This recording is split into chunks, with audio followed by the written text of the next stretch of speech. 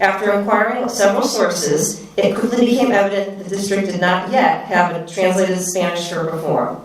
In line with the district's focus on equity, Mrs. Elson made perfect sense to try to rectify this important issue. She promptly reached out to the Special Services Department to advocate the district's FERP reform be translated in order to better serve Spanish-speaking families like hers. The district considered this issue and was quickly able to honor this request to have this important document translated for families in need. Our Newington School District has seen an increasing number of families reading and writing in Spanish, and through her request, though her request pertained to this particular family on her caseload, Mrs. Elsa's efforts will surely impact many other Spanish-speaking families throughout the district for years to come. Over her 14-year career in Newington Public Schools as a school psychologist, Mrs. Elsa has proven to be a tireless advocate for children and families of Newington. Thank you, Christine Elsa, for your dedication, advocacy, and your work to help support equity within the school district.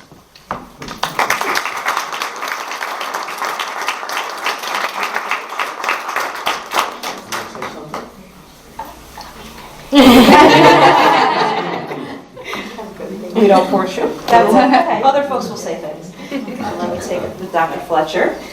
Yeah, come on in. There, of course, absolutely. Thank you both so much. Thank you very much. Another round of applause. Thank you. So we'll turn it back over to Dr. Fletcher for the School Volunteers of the Year. All right, so we have 8 volunteers being recognized tonight. So the first one is going to be presented to Shannon Sorensen from Ruth Chafee School.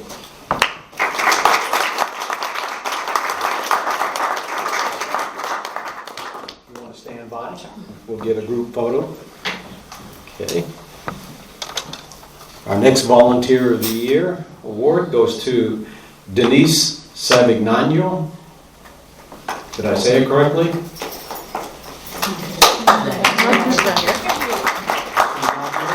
John Patterson, not here? John Patterson School. I wonder if she's on. Okay. We'll set that one aside. And the next Volunteer of the Year is Alyssa Johnston Quigley.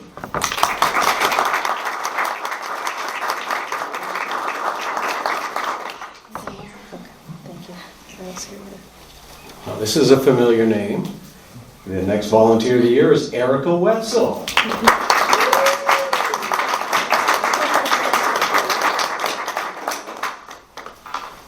My neighbor.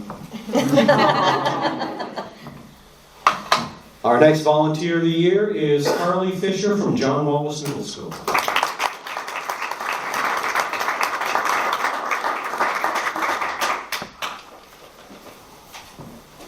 Thank you. All right, congratulations. Thank you. There you go. Thanks. Okay, the next Volunteer of the Year is Melissa Cook from John Wallace Middle School.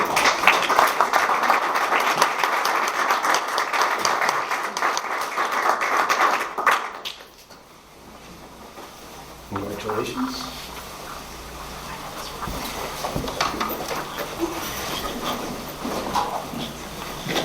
All right, the next Volunteer of the Year is Kurtzy Kastner-Burr.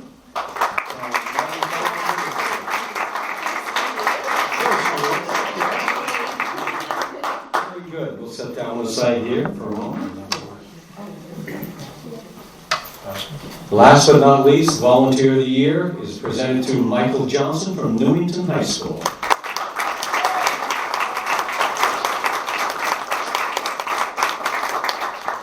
Congratulations. All right, I don't know how we'll do it. Let's try to get a group picture. You guys get all kind of cozy, we can do it. Pull this off. Yeah, I can get everyone. All right. Ready, set, volunteer. There it is. Thank you all so much.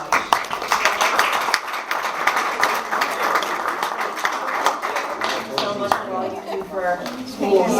Thank you. Thank you very much. Thank you. All right. Music will take place. It does seem that way tonight. Congratulations to all of our recipients tonight. I'm going to open this up for board comment. We'll work our way around the table, and then we'll cover the online participants. I'll begin with you, Jeff. Thank you, congratulations, and I guess more importantly, thank you to everyone who was recognized tonight. The theme really is volunteering and leadership, and that sentiment that it takes a village, I think, is really true. And when I look at all those of you here tonight and those who are online, there's so many people involved in the lives of our Newington students, inside the classroom, outside of the classroom, to the parents. My little guys are little still, but I aspire to be like you. I know the parents are the backbone, and thank you for everything that you do. As an educator myself, just thank you from the bottom of my heart as a parent. I think as a parent and educator, you're so appreciated. Our everyday hero, that is true equity work, and this town is better for having you as an educator here. So thank you. NCTV, thank you for always putting us on. And student leaders, you are all in middle school, and clearly you have bright futures ahead of you. The road is wide open. You're already doing amazing things. Don't let anything stand in your way. And I hope you look back on this night and kind of remember, like, this was my start. And all those wonderful things that are ahead of you, you can look back and remember this was kind of your launching pad. So thank you all for doing what you do and making this the best place to educate children. Thank you.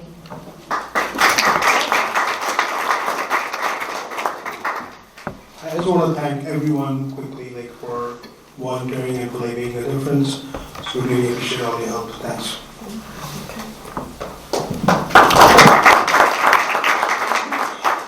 We like to call this section, or I like to call this section Love Fest, because it's just so much love in the room. It's just always so great, and to see kind of just the diversity of awards here tonight, from everything from student, teacher to parent. I think that's really kind of what's great about this, is that we can really acknowledge our entire school community and what every group brings to our schools. So I just want to say thank you to NCTV, who brings the community to our table, whether you're sitting at home or sometimes here. And I think for these student leadership awards, one of those things that is making up Evan eloquently said is that it really is just the beginning for you, and I'm so excited to see where you go. If you're already student leaders, I just can't imagine where you guys are going to go.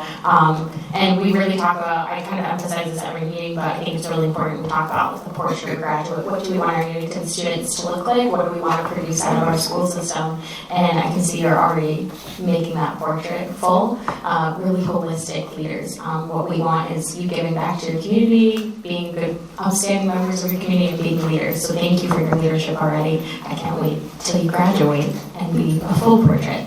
And to our everyday hero, thank you so much for what you've done for our students. One of the things we've really dug into is a lot of the data around the diversity of our students, and particularly the languages that are being spoken, and how much we are trying to reach those students and those families. And thank you for going the extra mile. We talk about the everyday hero is someone that goes above and beyond the everyday, but you're still a hero every day. And so thank you for going the extra mile and already making a standard now. We have a FERPA Spanish, you just made that. So thank you so much for really doing that, because I know it's not just this student that's going to benefit, it's every other student down the line that you're going to help. So thank you. And lastly, to our school volunteers, I know some of you I've sat in on some PTA meetings.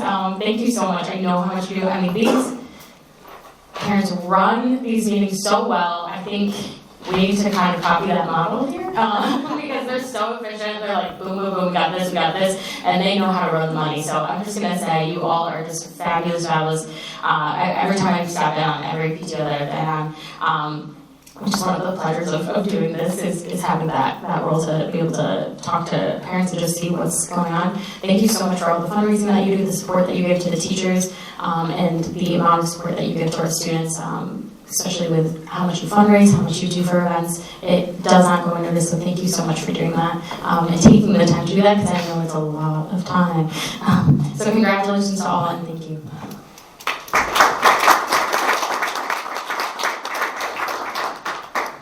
Not to just echo what everyone else said, but to our student leaders, thank you for being leaders in your school and being recognized. I think it's really important and great that you have this opportunity, and I can't wait to see where you go in high school and further beyond.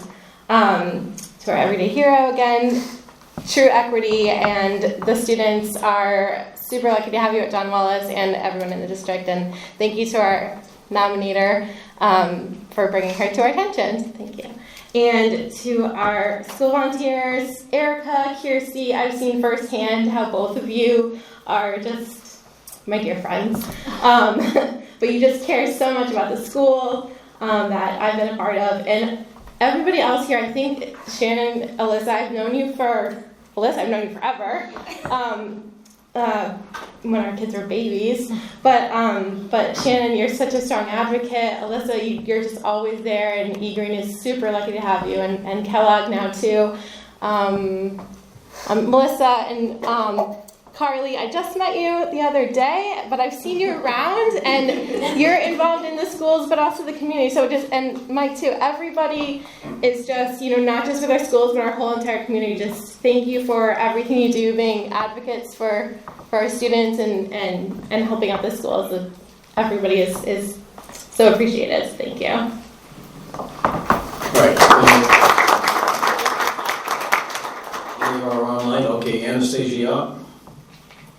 I just want to say congratulations and thank you to everyone.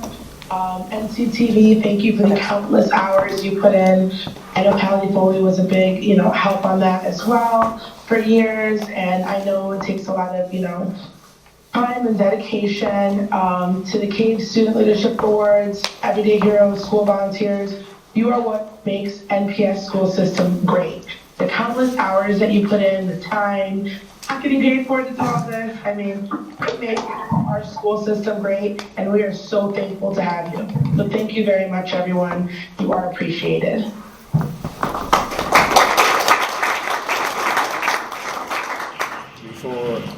Before I make any final comments, do any of the principals that are here or online want to say anything?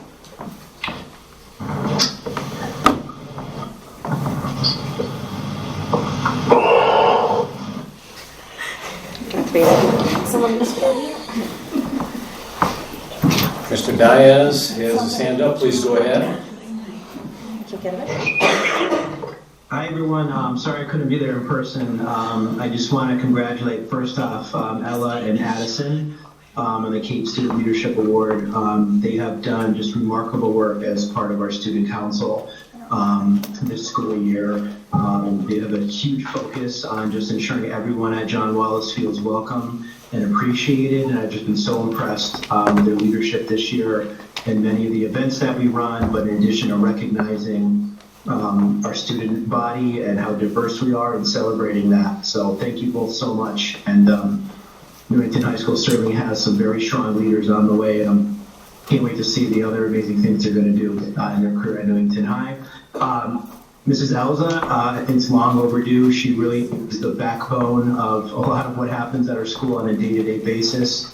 I'm in awe often and how many different roles she plays in our school. She's not only our school psychologist, she's a member of our EIP team. She is involved in almost everything at the school level, and she's just an advocate for kids and families, and with her focus on equity as well, just as one example of what she does on a day-to-day basis. So congratulations, Mrs. Elza, and just want to thank all the volunteers that are here today as well.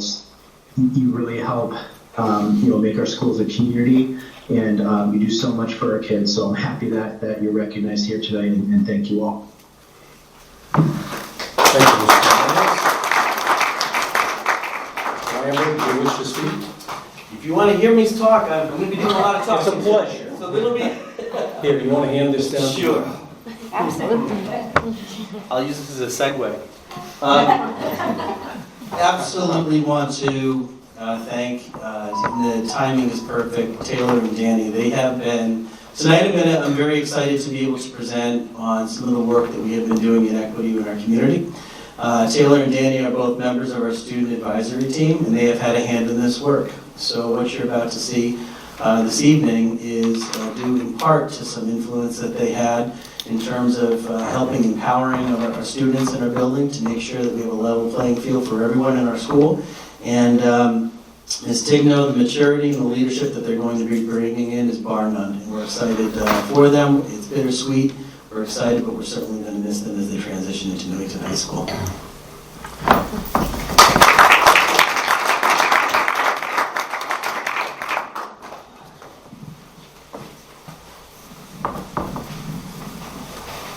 Again, let me congratulate all of the recipients tonight.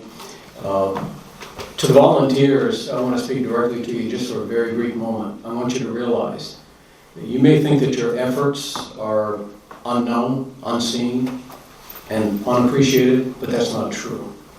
Everything that you have done as a volunteer, everything that you have put into a child's life will last their lifetime. And some of the things that you have done now, you may forget about them, but that child never will.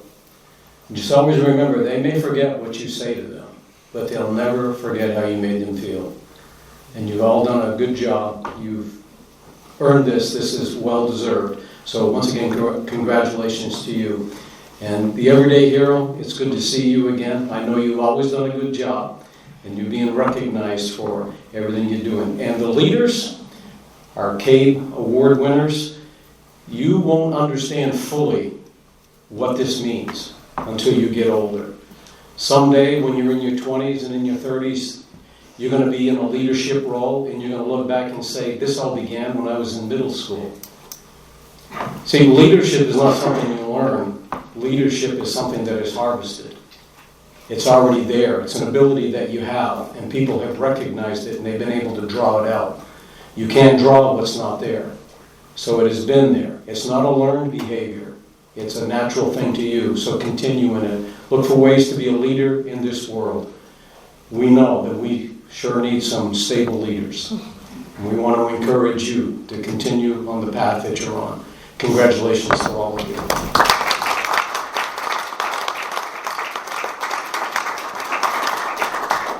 I hate to move on. At this time, we're going to move on to agenda item C, which is our public participation. And if you want to speak to us on any matter that's related to our board responsibilities, you can do so here in person. You can call in. The telephone number is 860-665-8659. Or if you are in our Google Meet, you can raise up your little hand that's in there, and I will call on you. We do ask that you state your name and the street that you live on. And again, I do not ask you to say the street number. Just your street. I guess don't have to stay. No. We appreciate it. You're welcome to stay for another 3 hours. We would love it. No, I want them to You stay. can say, yeah, exactly. I'm saying you can stay for 3 hours. We appreciate you. Thank you, everybody. Take some goodies on your way out as well. Snacks are all yours if you would like them. So we don't have to.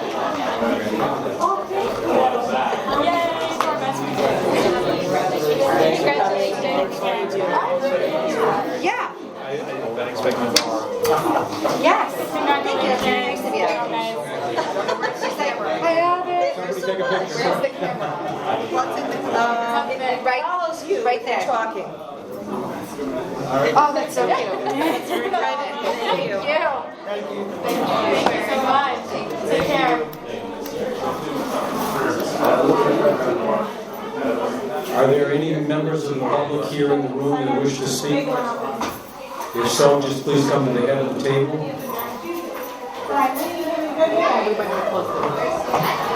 It's a very exciting and busy night here. Yeah, we might close the doors. Yeah, we're going to do that. Thank you, Mr. Duran. We love you guys. That way they can mill about. Have some snacks. Yeah. You know? We need the snacks. That we're okay with that. Good. Okay. Thank you, So, Mr. Duran. I don't have anyone online. No one has called in. I am going to move on to agenda item D, which is our consent agenda. This will be for the approval of the minutes for April 19th, 2023. Approval of minutes for April 26th, 2023. Approval of minutes for May 17th, 2023. Can I get somebody to make that motion? Move to approve the consent agenda as presented. Second. All right, motion is made and seconded. Do we have any discussion? All right, seeing none, I'll ask the clerk to call the roll. Dr. Bruce Fletcher, Yes? Beth Mankey Wagner, Yes. Richard LeBarriere, Yes. Amy Parati, Yes. Sam Sharma, Yes. Jessica Weaver, Yes. Anastasia Yap.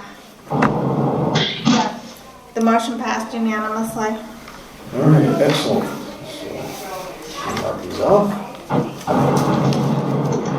And if you're online participating, if you don't mind, check your microphones and make sure that they're turned off. That's Chris Smith. All right, thank you very much. Next up is Superintendent of Schools report. We'll have an update on House Bill 5003. Dr. Drummond? Thank you. Just getting the right microphone. Yep. Last week, the Board of Education had a discussion about House Bill 5003, and they had asked for a little bit more information. And I thought, well, my source that I go to for information about the legislation is Chris Smith. He is our lobbyist from that works with CAPS on all things legislative. And I just asked him to provide us with an update this evening. He's actually, I believe, on location at the state capitol, or in the middle of it. He's in the middle of it somewhere, whether he's on location or not. But he's in the middle of it because he said it's crazy. So with that, I will turn the mic over to Mr. Smith for an update on 5003. Thank you, Chris. Thank you, Superintendent Drummond. Yes, I am here in the Capitol. I just ran over to LOB. You can see behind me, actually. I don't know if folks can see, but behind me is the Capitol building over there. I'm in the legislative office building now. So sorry for being a little bit late. I didn't prepare a slide deck. There's things that are still very much in flux going on with the state budget, and obviously a big piece of that is this House Bill 5003. Just to give you a little historical context in terms of the politics happening in Hartford, this funding bill has been around in different machinations the last several years, going back to 2019, 2020, and the idea here is that with the true up of the ECS formula that was enacted about 5 or 6 years ago by the General Assembly, was looking to kind of correct that formula so that districts were getting the amounts that were formulaically based on student count and all of that other stuff that's built into the formula. Over the years, certain districts had different treatment because of different carve-outs or different harmless or this, that, or the other thing. There was a move to phase in underfunded towns, those that would be otherwise be considered quote-unquote winners, and a blowing of the phase-out of overfunded towns that certain districts are funded more than what their formulaic calculation would be. Those are the quote-unquote in this whole scheme that was put together.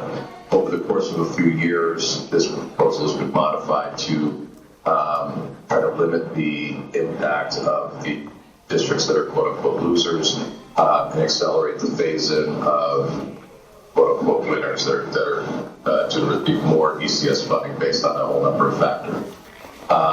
CAPS as an organization has had up until late last session remained opposed to this bill because there was a lot of issues that were not really fleshed out.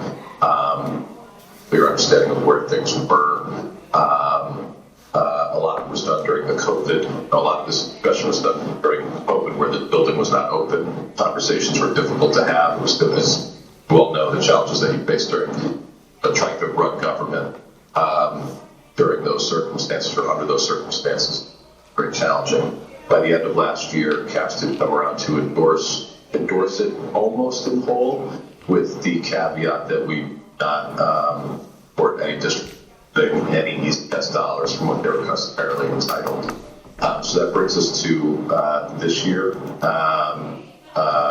This bill started in the Education Committee, which is not the Budget Committee.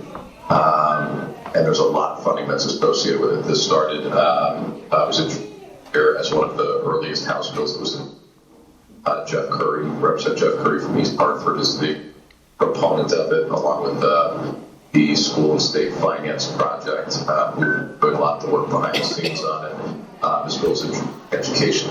They did a very good job of kind of galvanizing support over the course of the last few years. But they got this bill out unanimously out of the education and went to the floor rather than the appropriation. Now there's two components to the policy of it that's embedded within 5003, and then the funding associated with it is tied up in the budget negotiation, actively ongoing right now. The bill that came out of the Education Committee that addressed all of those issues that I spoke about was expected to cost about $275 million more dollars than over current service for the state of Connecticut. In the form of grants. By the time that bill came out of committee, then estimated that the bill would cost closer to $300 billion than what the current service was. And so there you have a problem. The bill that came out was already more than what was anticipated, and that problem was further exacerbated by the appropriation. The committee within the legislature that deals with the spending side of the budget only, they funded it at $150 million. That's about it's about $210 million gap, what it would cost, according to the Office of Analysis, to fund the full 5,000 bill. The challenge that we have, we're advocating for full funding and for holding towns harmless. We did get a budget that came out of the committee, a hold harmless provisions money over the current. Yes, that's what's currently in the Democrat budget. That all could still change, but the funding is just simply not there. We're not going to get close to the $300 billion, so we're still a little bit of flux in terms of how they're going to implement what's in 5,000B with less than full funding. That could be done a number of different ways. They could try to extend the phase-in. They could do some type of pro rata ratio on how this is going to get implemented. They could take out hold harmlessness. That would be something that we support. But there's still a lot of things in flux. One of the main problems we have is, some would argue is a good problem to have, is that we have, as the state of Connecticut, more money than we can really spend. Our budget reserve fund flush has more money than it's ever had in. We have a budget surplus, but we lack an ability to spend it because of the fiscal guardrails that legislature and governor put around themselves as part of the budget last year. They instituted a spending cap. That spending cap is based on a number of factors, but it's how much is appropriated. One major factor is how much is appropriated in a given year, and we can't exceed that cap, but for a couple of instances where the governor could declare a state of emergency. He's not inclined to do that. He doesn't want to go through the spending cap, but neither do the legislative Republicans. The Democrats initially were interested in figuring out ways to go around the spending cap, perhaps revenue conversion, capturing, like for example, capturing sales tax revenue or hits the general fund, which would, in a sense, circumvent that spending cap. And that was under serious discussion over the last couple of weeks up until about the beginning of last week, where I don't think politically they can get there, and they're looking at trying to find extra dollars in the form of lapses unallocated. That's just current fiscal year that they would carry forward into the next fiscal. How much money that looks like, not entirely sure at this juncture. They're trying to get to a budget vote by middle of next week.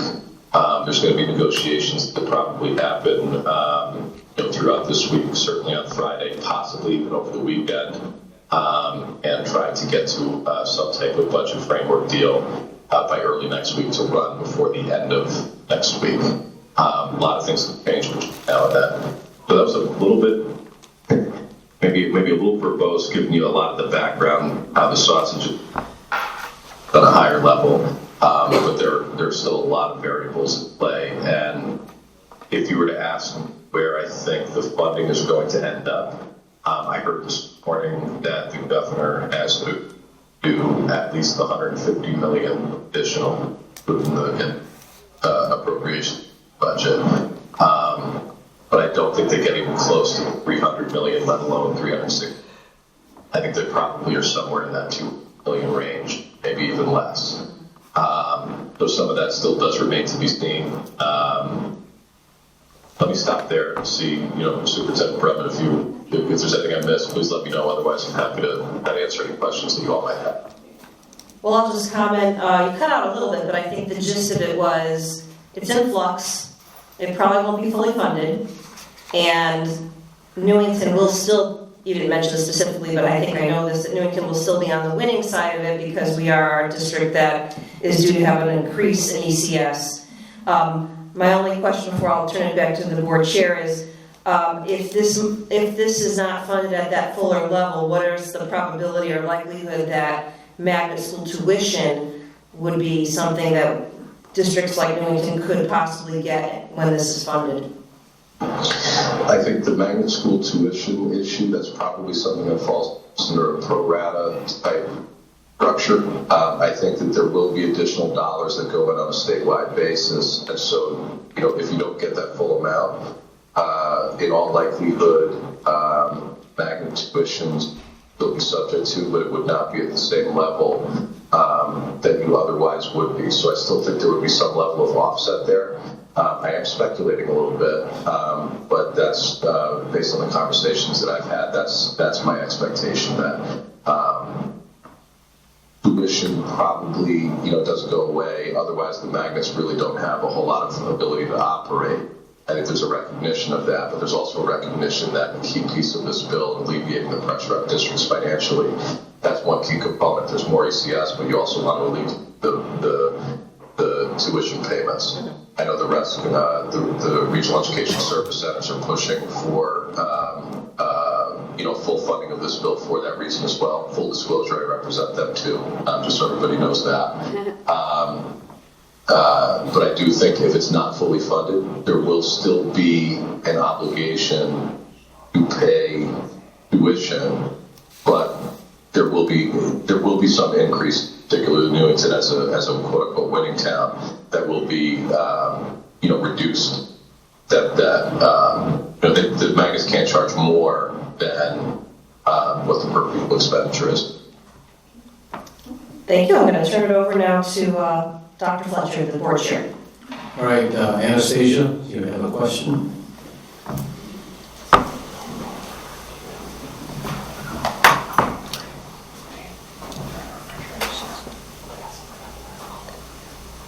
I'm not sure if you're trying to speak, your microphone is muted.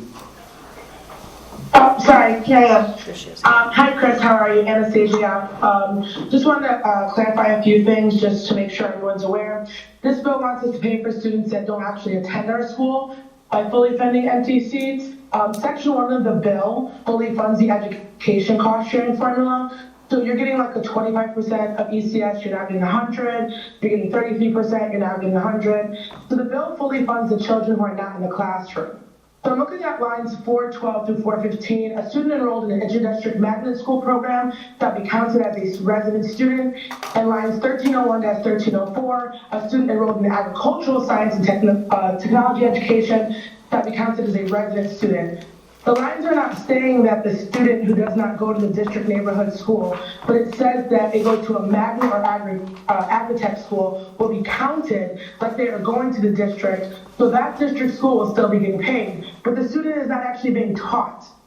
So is this essentially like a ghost student? How many will we have in our system that all these parents are now paying for? I'm a taxpayer, I own multiple properties in this town, I do not want to pay for that, and I'm also a board member. And essentially, the bill doesn't fully fund charter schools until fiscal year 25, but some of the other schools are getting funded in fiscal year 24. So can you explain that, please? Thank you.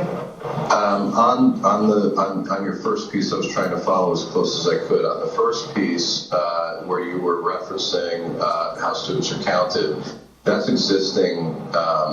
Those lines are existing law, and this bill is not contemplating that. So, historically, I'm not sure, how that got inserted, but this bill is not contemplating changing anything in those lines 412, 413.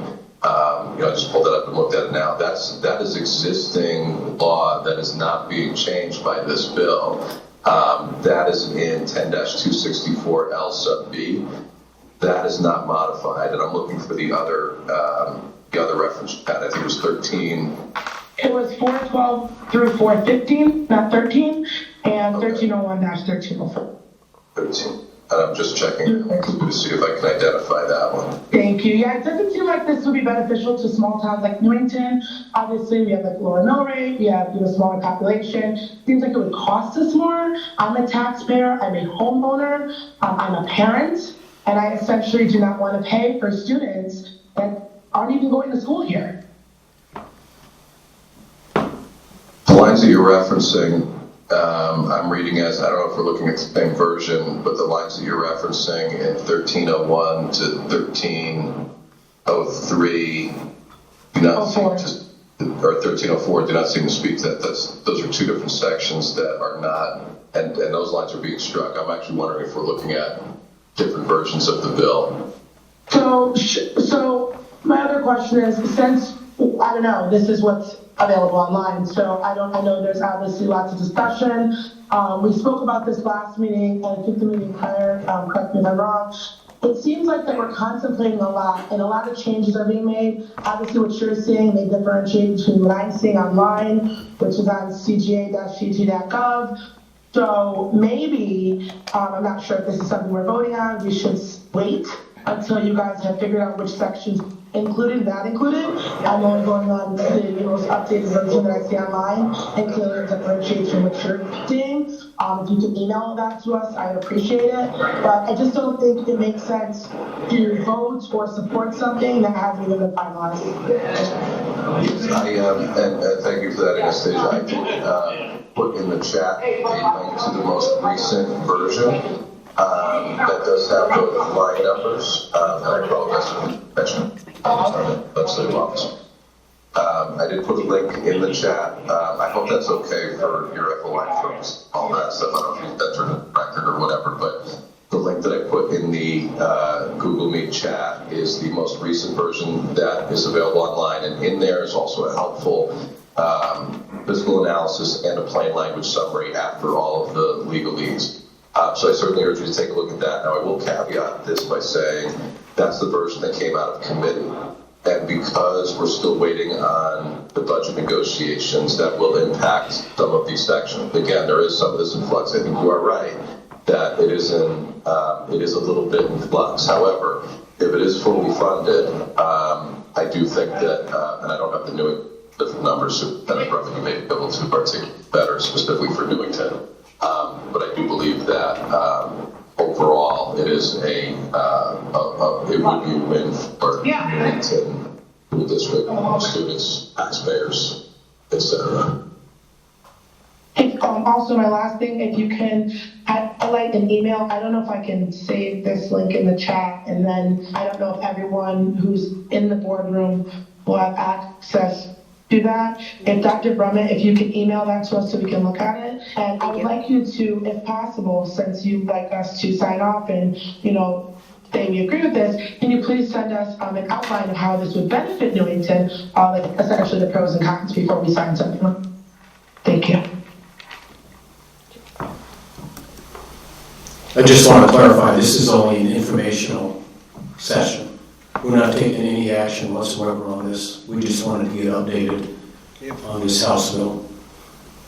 I'm sending it to the board now. Thank you so much. All right, so it's being sent out to all board members at this moment. Mr. LaVerriere? Thank you. Can you hear me? Yes. Can you hear me? Okay, great. My question's for Dr. Brummett in the beginning. During the introduction, I was a little confused because I was trying to look for this in the agenda, but you said that Mr. Chris was our lobbyist. Who is our when you were saying that?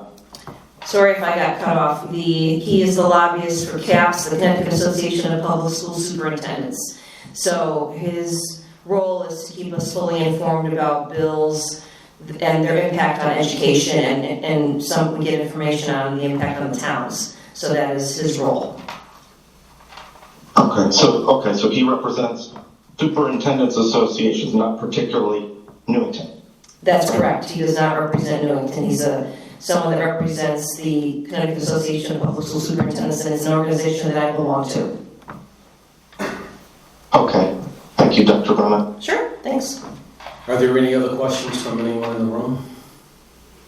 Okay, so this link is being emailed to everyone, so you'll be able to see the most recent version. Go ahead. Thank you, Dr. Brummett, and thank you, Mr. Smith, for sending us that link so that we can really read through it. This is clearly a complex bill with a lot involved, and as you mentioned, kind of changing almost minute by minute, and that's almost not a hyperbole.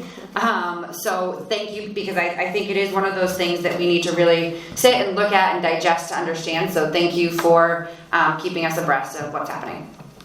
Absolutely, my pleasure. And I would just urge for those who weren't privy to this conversation, we do send this bill around, that you do please articulate that, this version still is about a month old, but it is the latest version that is available for the public to review. And I don't think that they've really rolled up their sleeves on any meaningful changes yet until they know where the budget is. So this really is a snapshot of time, and as when you send it around, just be aware that it could be obsolete as of an hour from now, or a couple of days from now. But it at least is a snapshot of where they currently are.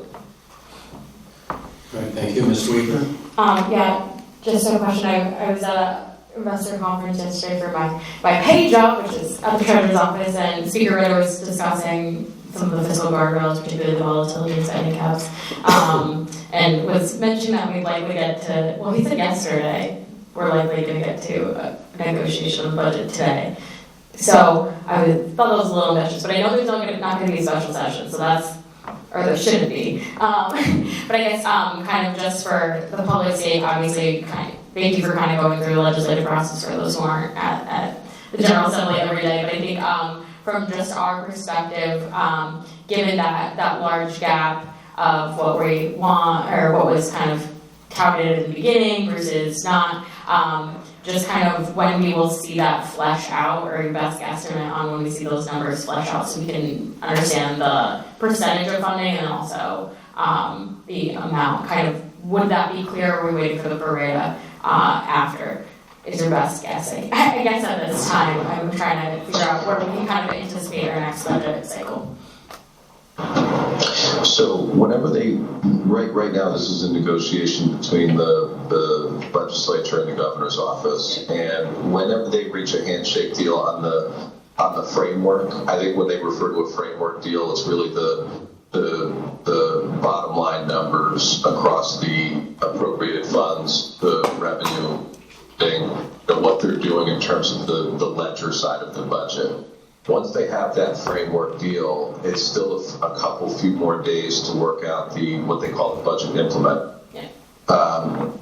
which are sometimes several hundred sections, several hundred pages of different caveats on how certain dollars are spent, and it's the statutory language that guides the executive branch agency how to disperse the funds. And this is a really good example where, education funding, the formula is a statutory creation of different things that, carve out different pieces of boards of line items of an SDE that need parameters around how that's spent or what the intention is. That's all part of a budget. Reason it's so large is because it really touches every aspect of spending. So if they get to a handshake framework deal, then they still have to work at that stuff. And they could, and there is precedent for them voting on a budget, which is really just the ledger of money in, money out, what they're using for credit, what they're using, towards bonding. There is precedent for them doing that and then negotiating the implementers at a, slightly later time, doing those later on. There's also precedent, and more commonly in recent years, they really are doing them in pretty close succession together as part of one pack. I think that's what they're trying to get to this year, where they're going to do that, like in one package. Highlight is, if they have a handshake deal tonight, I still don't think that they get to a budget vote until middle of next, by virtue of timing. They're in session tomorrow. They're not in session on Friday. Holiday weekend, all of the folks have parades and things that they got to get to. Back in on Tuesday. It'll take a day just to print the damn thing, and then they can probably vote on Wednesday. I do think they're trying to get to a vote mid next week, but they're going to be in Tuesday through Saturday, and then again Monday, Tuesday, Wednesday of the following week. At which point they that Wednesday, June 7th. So my guess is that they probably figure out a way to vote late next week, but to late next week, probably more likely late next week. We won't know how it impacts each individual town until after that, because it's all part of a formula, and we need to get some of that detail out of the big ledger. So it usually takes another day or so to figure that out. As part of somebody who works with me as another consultant at the CAPS, who's a former Office of Policy and Management staffer, is an education budget guru. He kind of pulls that stuff together and helps advise on the dollars and cents more specific. But it usually about a day or two after the budget comes out to figure out the local limit. Thank you so much. All right, thank you. Very informative. We appreciate it very much. Ms. Shaw, do you have another question? Yes, I did. I have a final question for Chris. This is my last one. Have you ever considered thinking about, including non-public school students in the overall state student count for school financing, or reinstating non-public schools in the open choice network? Has that ever come across the table, or been discussed? So as Superintendent Brummett mentioned, I represent CAPS as their lobbyist, and so my job is, I don't represent any single district individual. I take what CAPS they have a board of directors, they have a government or a legislative committee, and I take my direction from them as an association. So your representative is obviously Dr. Brummett, and that organization is governed by those groups. They're the ones who articulate to me what our priorities are, and I serve as an advisor, eyes and ears up here in Hartford. I do some of the negotiation when things happen up here legislatively on CAP's behalf. That isn't something that CAPS had asked me to push on specifically, so I just wanted to kind of explain my role, that I don't call the shots. I kind of, for CAPS, I'm an advisor and an advocate up here following their lead. So it's a long way to say, no, I haven't dove into that, but I wanted to explain why. Thank you very much. Sure. All right, I believe that we've gotten all the information we need for tonight, so we're now going to move on. Once again, thank you, Mr. Smith. Appreciate that information. So I'm now going to move this on to Martin Kellogg, the Equity Family Engagement Report. Please come to the head of the table. Smooth transition there, Doctor. You're good. Yeah, you're good. Unless you want to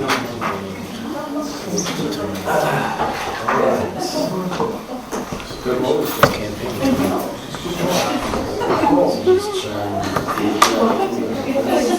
I have to make sure my mic's off. Yes.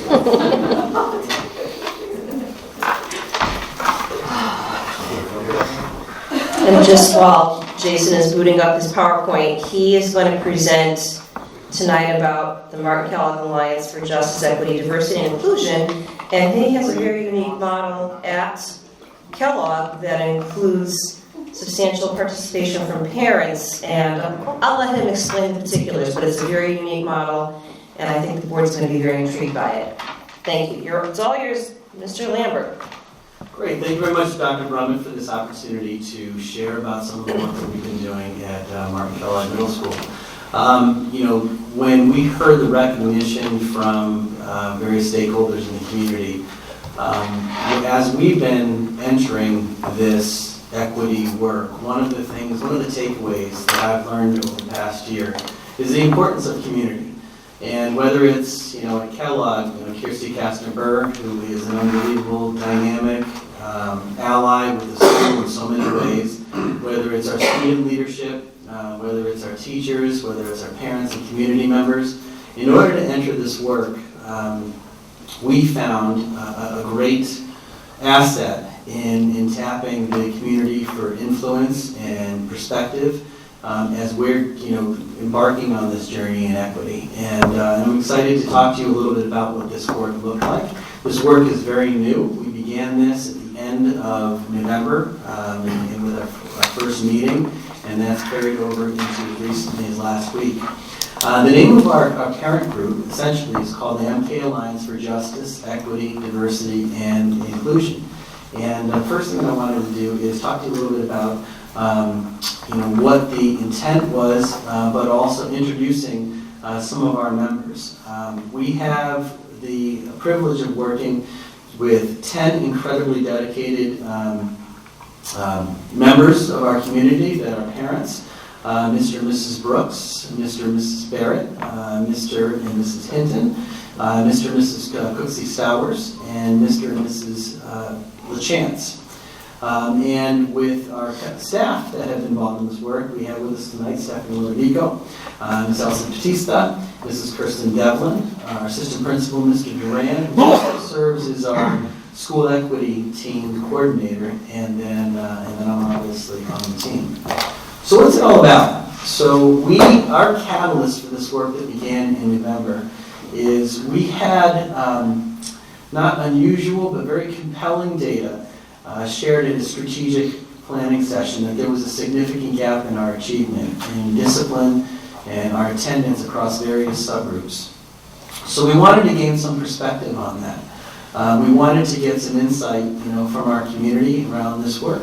So the opportunity came to gain some perspective regarding race to help influence our systemic progress towards equitable practices.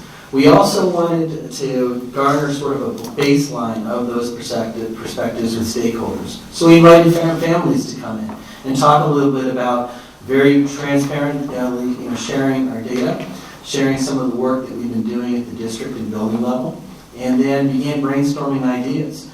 We had sort of an idea that this group of families would serve as an advisory group for future planning to assist in possibly some building community action work, and then ultimately to share with the community, but help us give perspective to ensure that the work that we're doing at the building, the district, and within the community level is aligned and helping to appropriately leverage our work forward. So when we began this, I asked the families, here we are together. We have some ideas on how to gain some perspective to influence our schools. What do you think? What are you looking for? And we received some interesting perspectives, and they're listed above. And these are some direct quotes that came from families when we asked them, what do you hope for your children? And in doing some of this work, what are some of your hopes and wishes for this? And we're hearing everything about some experiences that they've had with their children in schools, that some had brought up some questions and a desire to dig deeper into their child's experiences. We have some families with children that are coming from different backgrounds, and their families want to gain some perspective on how their family's experience were in contrast with some of their adopted children and whatnot, and they wanted to dig deeper in that work. So immediately at that moment, this became exciting. And we began building sort of a pathway for what this work could entail. And so we began, and we've had 4 meetings this year. And a typical agenda would look like just some updates, an opportunity to share with families, this is what we're doing at the school level. There's some, and they were to have an opportunity to give some input around it. If there was any update that was happening from some of the district work, it was an opportunity to showcase that and to talk a little bit about how that work could be aligned. After reviewing minutes and things from the previous meeting, we began using some case studies. And those case studies came from the district, but also from current events and things that are happening in the community. And we began processing that. And we began working with our families in using the Courageous Conversations model, where we're entering in the discussion from different reference points. And we did some work around that. Thankfully, there were families that were quite familiar using the compass and some of the other tools that are included in Courageous Conversations. So we went with it, and we took advantage of it. And to be honest with you, actually learned quite a bit in how some other folks are using these tools to influence deep, healthy discussions. Now, through these discussions, it gave us an opportunity to begin thinking about how these perspectives can carry over into our school. And inevitably, anytime we began digging deep into whether it was a case study or scenario, inevitably there would be something in it that we could turnkey into the school system. Whether it was something we can bring back to the teachers and staff, whether it would be something that we could influence, begin to influence policy and how schools work. And we found the value of that, talking about scenarios. And families really appreciated when it became authentic opportunities for growth that were happening right here in Newington. So one of the first things that we did is we wanted to come together on a purpose. So we spent some time on this, aligning what our purpose was. What is it that we wanted to do as a collective, families and staff members. And this is what we came up with. And we looked at several different models and variations and iterations of how this team exists in other districts across the country. And we looked at several models, and we came to our statement of purpose. And I'd like to take a minute to kind of share that with you. We're very proud of it. Our statement of purpose is racism, racial conflict, and inequity are perhaps the most important threats facing our community today. The MK Alliance for Justice, Equity, Diversity, and Inclusion is a collective of Kellogg parents, caregivers, guardians, and community members committed to collaborating with faculty, administration, staff, and board members to serve underrepresented populations. We aim to build a school community committed to fostering diversity, equity, inclusion, and justice. We promote social and emotional health support initiatives that enhance civic and academic achievements for the benefit of past, present, and future generations of underrepresented students, regardless of gender, sexual orientation, ethnicity, impairments, educational level, and socioeconomic status. We came to consensus with this being what the work that we wanted to do. So then we asked ourselves, well, how do we get this out there, and how do we begin promoting this work, and what's that going to look like? So the next step was to make it available. So this statement of purpose lives on our school website. And we had 2 parents on our committee, Mrs. LaChance and Mr. Brooks, who were gracious enough to include their contact information here, that if families want to learn more about it, of course they can go through the school, but they also served ambassadors of this work. And our hope now is to grow this, and we began talking a little bit about this at our grade 4 to 5 transition program with families, and at the end of that seminar, we received a lot of interest and feedback around it about families that want to get involved. So they say, well, get involved in what? What are some things that this community, that this group can do? And I'm going to say in full disclosure, to some people at this table, I get antsy unless there's some action tied to it, And I do appreciate the opportunity to converse, but if I leave a meeting, and one of the agreements that I struggle with is the non-closure at the end, and what's the transfer going to be, and what's some of the action. I'm so thankful that some of these parents are of the same mindset and thinking, so we had to do some work. So here's some things that we did. One of the things that we came together and worked on, and I alluded to this earlier, and this was done with all of our families that are participating in this group, that are participating on this team, and also with our student representatives. Danny and Taylor were 2 students that participated and helped inform this. We thought it prudent, because as we began reviewing different scenarios, to be more intentional about how we respond when we have an incident of hate or bias. And we kind of paralleled it with our bullying policies. You know, we have a very specific protocol that we follow. And that's not to say that, you know, every situation is going to be the same, but we wanted to kind of shore that up. And some examples of that, you know, our students had said, you know, when a student is put in this situation, how can a student maybe feel included and supported, not just by the staff and the adults that are involved, but also students? And what does that look like to really bring a student back? And they provided some really important and powerful perspective and insight that we included as we drafted this protocol. So we came up with this year. We adopted this from a text called Responding to Hate and Bias in Schools, a guide for administrators, counselors, and teachers. And it's a publication that came out of Teaching Tolerance. But we made it our own, and we crosswalked it with you know, some of the work that we do as a district in responding if there's ever an incident. And it includes a lot of different things. And I'm happy to share this with you, but I want to respect your time tonight. That includes a very specific protocol that's followed, including interviews and including, you know, support not just for the person that was you know, impacted by this, but also the person that, you know, delivered this, you know, to someone else, support for them. And also the student responsibility and the school responsibility, you know, to help see this as a teachable moment. And I really think the influence of our team and the families really gave an interesting perspective around that. And I really appreciated it. And I learned a lot. It gave me an opportunity to kind of hear about what potentially this looks like at home and how the school can kind of help with that and help support that. So I'm excited about that. We began you know, exploring this. Thankfully, we haven't had a lot of incidents where we had to put this in place, because the idea being is that this is something that we're looking to develop this year and then put in place, you know, for the next school year, and also to communicate on what they can expect that if these kind of things take place. So now the team is empowered. Now we have something that, you know, that they had some teeth in and they had an investment in that they could do, and we're very proud of it. And hopefully one of those things that are there that if we need to use it, but hopefully we won't have to use it all that often. You know, so with that, you know, so one of the things that we're pretty excited about. So looking ahead to the next school year, we're looking forward to broadening some of our equity topics, bringing in new families, you know, possibly investigating the potential for a speaker series, you know, within our school. We're looking to ensure that our school, even the working with our school-based team, to ensure even the school itself appropriately reflects the students that are learning in it. And that's everything from what we see on the walls to how, you know, we see things in the building.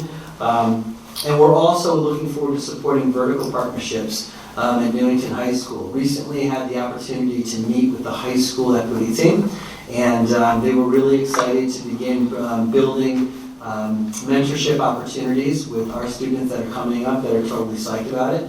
I'm going to say we have some very eloquent students in our school. I was blown away by the eloquence and the grace that our Newington High School students shared and their investment in this work. And the parents were very excited about this too. And the opportunity to have that alliance and have that support. When I proposed that to that team, they were very excited. They're actually coming down this year to meet with our 8th graders to help garner interest and to get students excited about it. And then ultimately next year to work on our parent team and also work with our students next year as well. Now I can talk someone blue in the face because I'm excited about it. And but what I would like to do is I'd like to kind of give you the opportunity to kind of hear it, you know, from our families. This quote up here is from Mr. and Mrs. Barrett, who were kind enough to share what their experience was working on this team and what they kind of look for and what they're hopeful for the next year. Just take a look at that.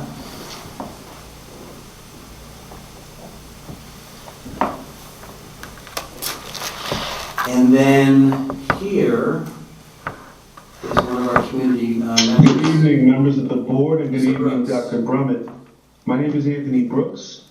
My wife, Alanika, and I are the parents of 3 students in the Newington Public Schools. Our big girl, Elise, is a 6th grader at Martin Kellogg. We're happy to be part of the Martin Kellogg Alliance for Justice, Equity, Diversity, and Inclusion. We're grateful for the stance that the board and the superintendent have taken to help all students and families feel seen and heard. We are proud of the courage that Mr. Lambert, the Martin Kellogg staff, and our school community have shown by engaging in this work, because it is not easy. It is simultaneously uncomfortable and important. But it is commendable that the members of the Martin Kellogg Alliance and our district have faced discomfort with bravery, planning, and strategy. As the saying goes, a comfort zone is a beautiful place, but nothing ever grows there. Our 3 kids, starting with my Elise, love their schools. As parents of color with 3 proud children of color who can't hide who they are, to know that our babies feel seen, heard, supported, cared for, and are valued members of their school community is exactly why we wouldn't want to be anywhere else. We know that this work is not finished, though. My wife and I are encouraged and excited for this alliance to continue. We look forward to deeper conversations, systems, policies, and support in the future that meets the needs of all students and families at Martin Kellogg. Thank you. So Mr. Brooks is a tremendous person to work with and gives us a tremendous opportunity to grow our school and to build into this work. But I'm not done yet. But wait, there's more? There's more. Hi, my name is Jill Hinton. I am the parent of a 6th grader at Martin Kellogg, and I'm also a kindergarten teacher at John Patterson. I'm so excited to actually play the parent role in working with equity as I join the Martin Kellogg Alliance for Justice, Equity, Diversion, and Inclusion group. I'm very excited for the work that we will be able to do to make sure that equity is always at the forefront of all the work that happens within not only the district but at Martin Kellogg. I've done a lot of work as a teacher, and I'm super excited to be able to do work with a great group of parents, teachers, and staff from Martin Kellogg. I look forward to the work, and thank you for the support that you all will give to us throughout our journey. Hi, my name is Jill Hinton. So good. Play on reruns. Jill would be psyched if I did that. But again, in closing, again, thank you for your support, in this work. One of the things that Dr. Brummett does so incredibly well is she encourages us to take risks. This has been entirely, I've been at this for a while. As some of you know, I was Jesse's principal. This is entirely out of my comfort zone. And the fact that we have community members such as those that are presented today that gives us the space and the permission to do this work, to ensure that their children are known and valued in our school is worth the risk and worth the challenge. And the work that we've been doing is incredibly validating. We just had our last meeting of the year the other night, and we're very encouraged and excited to continue this and extending the opportunity to bring our families in to help support this work. So thank you for the opportunity to showcase and share it with you.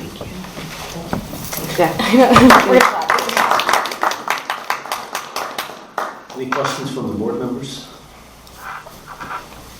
I just do have a comment on behalf of Mr. Branda, who couldn't be here tonight. He would be super proud of you for inviting the high schoolers in. He always advocates for that high school, or especially 8th grade coming up to the high school, just get them involved early. Even just all of middle school, just have that opportunity to see their future and see what they can become and aspire to be great leaders like our high school students are. We had them here, that group was here the other, amazing. One of the other meetings. It was fantastic. They got a standing ovation. So it's great that you're inviting them to the school to do that. And I just also will say that I think it's wonderful that you're including the families of students in this work. And I think, obviously as educators, you're trained and you read the books and you have PL days and learn all about it, but it's super important to hear other perspectives and the community perspectives and Danny and Taylor and other students who are involved as well. I just think it's great that you're being very inclusive of all of our different areas, the community as a whole, and doing this important work. So thank you. This was incredibly impressive. Amy, you are right. Teachers do have a lot of training. They do have a lot of professional development, but I think, speaking as an educator, one piece that's always kind of missing is being able to hear from parents and being able to hear from students and having that, all of the partners, stakeholders, whoever, everybody kind of sitting together and taking the risk to have this conversation. And this is the first time I've ever heard in any district I've been in or in Newington that this type of thing has happened. So you are doing groundbreaking work that, to be honest, needs to happen everywhere. And it would be really cool once you continue this to pass this on to other schools, because I think this should happen everywhere. And I think it's important, and I thank you all for your dedication and for your willingness to do the work. Yes, we. I'm just so excited. Obviously I have the bias of being a Kellogg alum, so just seeing the progress that's been made and having that tangibly, I can see that from year over year. It's just so good to see. And I think one of the things we always talk about at the board table is kind of tackling the achievement gap, but how do we do it from so many different perspectives? And I think a lot of times folks can think that it just comes from the school and we're putting down these policies and it's more of a top-down model, when really it's such a collaborative effort from so many different voices. And I think this is just a great way to kind of round out our education series on what each school is doing differently and how we're tackling it at different points and where we're putting those touch points to have. So I just think it's really great. One of the things we do talk about a lot is who can we engage with in the community? How can we get the community to buy into a lot of what we're talking about so that we can really see those the closing of those gaps. And I know a lot of it, Wendy kind of shared some of the stats at curriculum the other day, where we're kind of seeing that gap close in the beginning stages at those early grades that are coming in, kind of preventing the gaps from even being there. And I think this only provides such a great tool to be able to see that it's not just students that are excited about this, or just teachers, or just staff or admin about this. These are parents who are coming in and have a real voice in this process. So I think it's just great to see that we're not coming at this from one person or one perspective, and that's really what, when we say equity, it's about just getting those perspectives. So it's literally doing the walk. We're talking the talk, but we're really walking the walk. It's just great to see. And thank you to those parents. Those are, talk about eloquent students we have, but those parents are incredible. So thank you to those parents who are volunteering. I'm excited to see. Just curious how many other families we'll have in the future. A lot more. We're hopeful. We had a lot of interest coming in. We wanted to, be honest with you, we wanted to start small this year, and and hopefully grow contingency into next year. But we were really encouraged after our transition program that we had. So we can't wait for the update. I just want to thank Mr. Lambert and his team who are here this evening. Anytime he's talked about this model, he has mentioned excitement, pride, and the outcomes have been substantial with the policies, the mission statement, and but I want to reiterate what both Mr. Lambert said and one of his parent participants, Mr. Brooks, who I've met on many occasions, is this is really tough work, and it takes a lot of risk-taking, and there are good days and there are bad days, and I'm just proud that our staff keeps coming back to the well. And giving it their all, even on the challenging moments, because the work is worth doing, but it's super hard work. So I'm very proud of things that have been accomplished. So thank you. Thank you. I just want to quickly thank Dr. Lambert. I remember my kids went to one Kellogg, so I remember like seeing your smiling face when I saw you. But I mean, I think, especially the parents, like thank you so much for like being involved, and this is great work, and I hope you all come back and keep us updated. Thank you so much. We'll be sure to do so. Thank you. Go ahead.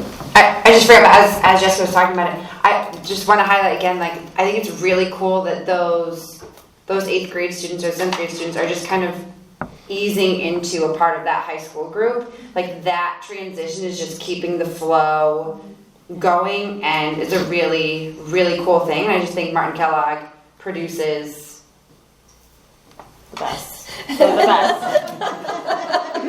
The best.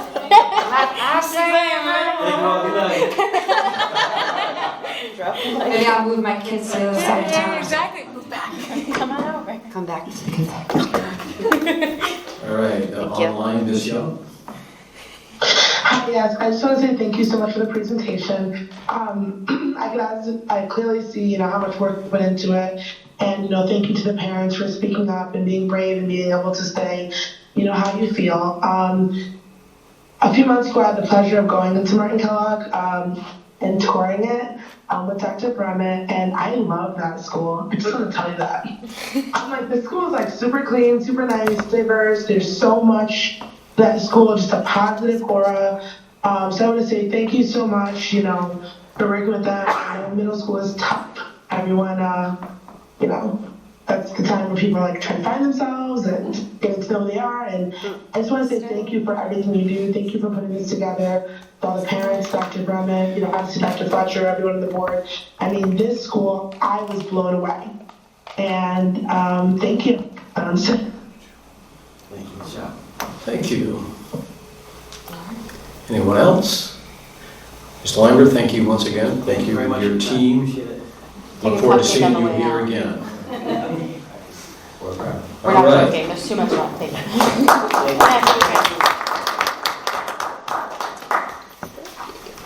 So we are now moving on to agenda item F, which is new business. The first item on the agenda, number 1, is action on the healthy food certification. Dr. Brummett, do you want to say anything? Yes, thank you. This is an annual opportunity, or more or less a mandate, I should say, for the board to understand that we have to follow a variety of rules and regulations to make sure we have maximum benefit from the reimbursement from the federal government. So this outlines what we cannot allow to be sold during school hours and some of the other mandates relative to menus and food that can be served. So this is really a pro forma certification, and the purpose again is so that we get our maximum reimbursements from the state and federal government. Ms. Markovix is actually on the line tonight because she's going to do a brief presentation about school lunch rates, but if there's any specific questions about this regulation, she can respond to that. Much of the wording in here is mandated by the state. In fact, last year we didn't word it exactly right and then they just redo it. So this year it's worded exactly right. So I don't know if there are any questions or anything else, but it is an action item because the board would need to approve this so that we could continue to reap the benefits of the reimbursements. Any questions or comments from board members? What are we reading? There's no motion. I'm looking for the motion. I don't see one. I think it's the required language for motions. Vote 1 and vote 2. Let me see if she put it in there. This is the price increase? That's coming This is next. what we do every year. And I typed it, so I must have got it. I think we should Vote 1 and vote 2 is the motion. Yeah, that's what we would want to do. I'm happy to read would you like to do separate motions? The vote 1 and vote 2, those are separate motions or the same motion? It looks like Thank you. Yeah. You're welcome. I just want to make sure. Yeah, there are 2 votes. Vote 1, vote 2. Okay, should I, You can read vote 1. So I move the Board of Education vote 1 for participation in a healthy food option of HFC. Pursuant to CGS Section 10-215F, the Newington Board of Education certifies that all food items offered for sale to students in the schools under its jurisdiction and not exempted from the Connecticut Nutrition Standards published by the Connecticut State Department of Education will comply with the Connecticut Nutrition Standards during the period of July 1, 2023 through June 30th, 2024. This certification shall include all food offered for sale to students separately from reimbursable meals at all times and from all sources, including but not limited to school stores, vending machines, school cafeterias, culinary programs, and any fundraising activities on the school premises sponsored by the school or non-school organizations and groups. All right, the motion is made. Do we have a second? Motion has been made and seconded by Amy Roddy. Any further discussion? Okay, I'm going to ask the clerk to call our roll. Dr. Bruce Fletcher. Yes. Beth Mankey Wagner. Yes. Richard LaVerriere. Yes. Yes. Amy Parati. Yes. Sam Sharma. Yes. Jessica Weaver. Yes. Anastasia Yap. Yes. Motion passed unanimously. All right, very good. That motion is carried. And then we will now move on to vote 2 for food and beverage exemptions. Move that the Newington Board of Education will allow the sale to students of food items that do not meet the Connecticut Nutrition Standards and beverages not listed in Section 10-221Q of the Connecticut General Statutes, provided that the following conditions are met. 1, the sale is in connection with an event occurring after the end of the regular school day or on the weekend. 2, the sale is at the location of the event. And 3, the food and beverage items are not sold from a vending machine or school store. An event is an occurrence that involves more than just a regularly scheduled practice, meeting, or extracurricular activity. For example, soccer games, school plays, and interscholastic debates are events, but soccer practices, play rehearsals, and debate team meetings are not. The regular school day is the period from midnight before to 30 minutes after the end of the official school day. Location means where the event is being held and must be the same place as the food and beverage sales. All right. Do we have a second? Second. All right, seconded by Ms. Wagner. Any further discussion? Please call our roll. Dr. Bruce Fletcher. Yes. Beth Mankey Wagner. Yes. Richard LaVerriere. Yes. Amy Parati. Yes. Sam Sharma. Yes. Jessica Weaver. Yes.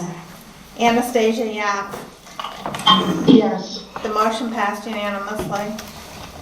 All right, very good. We're now moving on to item F2, discussion and possible action on lunch price increase proposal. Dr. Herman? Thank you, Dr. Fletcher. As I mentioned earlier, I've asked Dina Markovics to join us this evening.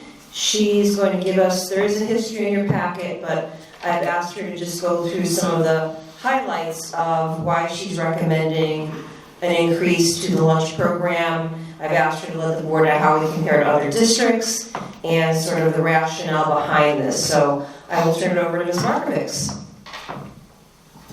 Thank you. Do you have the presentation, Dr. Brummett, that you could put up for me? Let's see if it's part of this link. I do have it here. You have it? Mm-hmm. No, this is more of a summary. Let's see, I don't know if I know how to present it. If you email it to me, I can do it. Okay, I'll Deb will be emailing this to Dr. Brummett. Please hold. Dana has it on her computer. Please stand by. Presenter and she can do it herself. Oh, yeah. Does Dana have it on her machine where she can just present? If you make her present? I guess we could do that. Let's ask Dana. I do. Dana, if you can present it yourself from home, or I can present it for you. What would be your preference? I don't mind presenting. Can you see it? Wait, let me stop presenting. Go ahead and present. Right now we just see you, so you just have to do the present function of the. Do I have to make her a co-presenter? Yeah, she has to be a co-host. Her background is so cool. Thank you. How appropriate, I'm in the cafe. Absolutely love the personalization. Good job. I also emailed to you. Okay, now we made you a co-host, so that should allow you to present. You'll have to leave the cafeteria and present.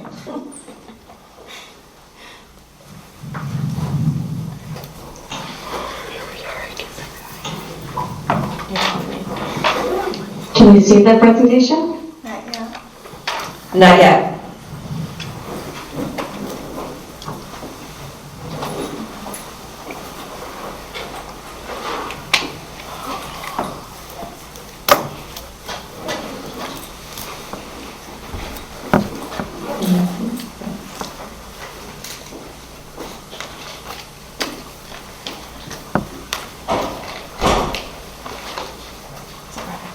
So Dana, if easier, I can present. I do have it now. Would that be easier? I think it would be. Okay. All right. So while So preparing for tonight's go right ahead. presentation. Are you able to see me? Yes. We see you. Okay. I just want to make sure that you're able to see me. While preparing for tonight's presentation, I came across a quote by Warren Buffett that reflects perfectly how I feel about the subject of lunch price increase. You can determine the strength of a business over time by the amount of agony they go through in raising prices. So please keep that in mind tonight. Next slide.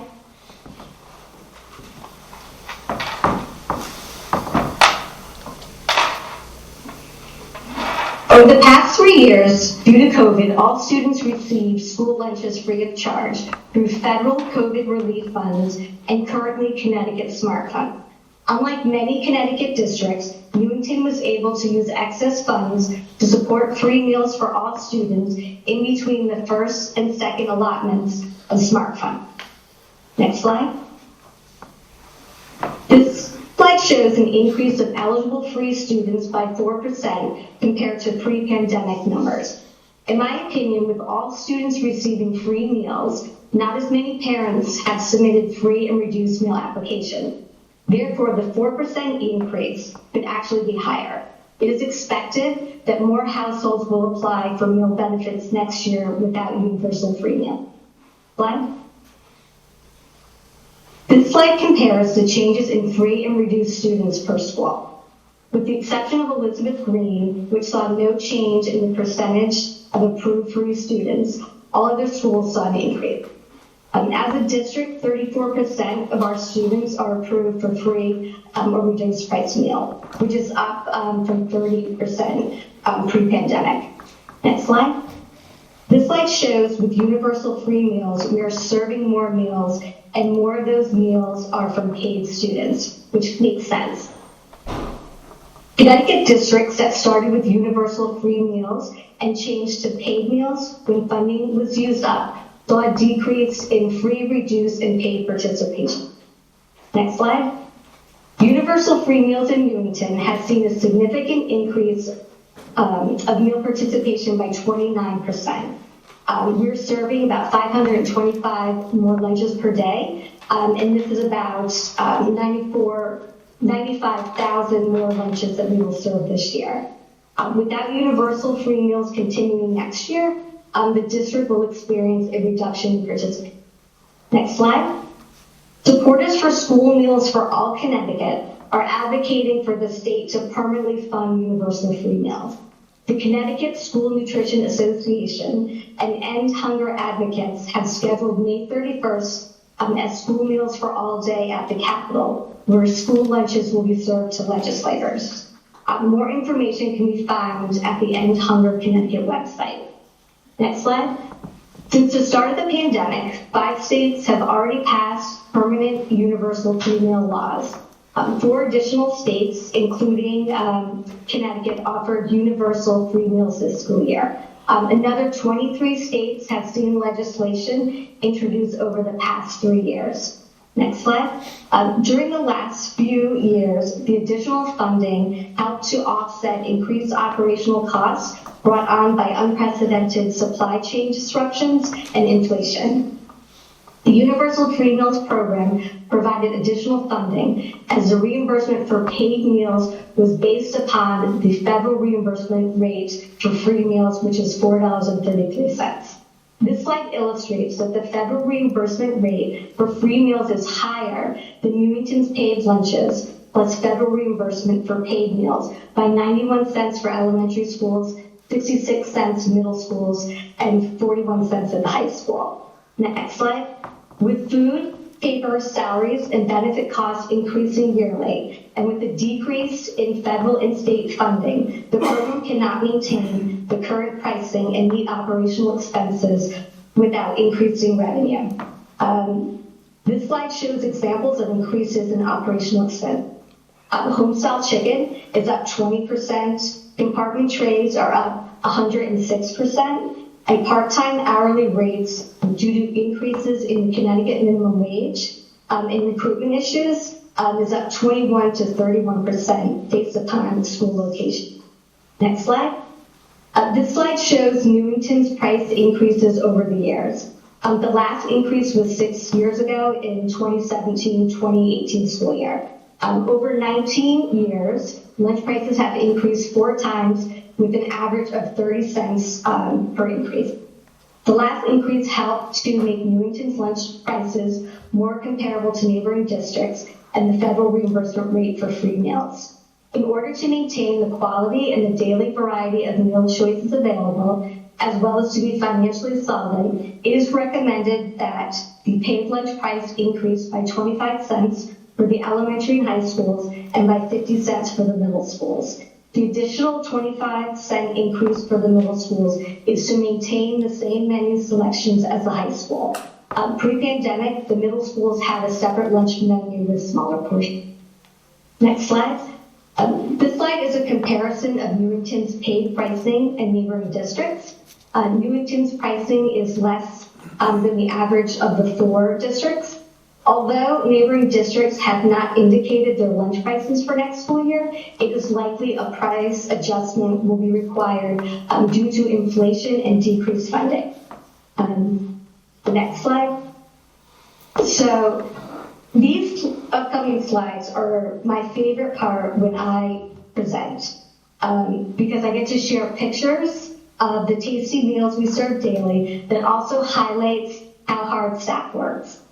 These pictures illustrate we do in fact serve real food that is fresh and tastes good despite what students may tell their parents.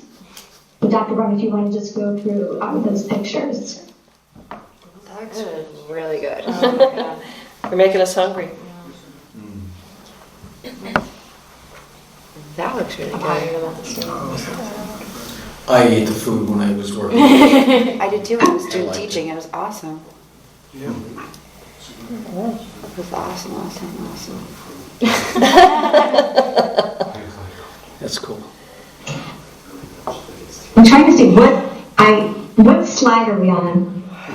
We just passed the. What's the picture of? I see it as a picture of a complete school lunch meal with a hamburger. Which I can die for.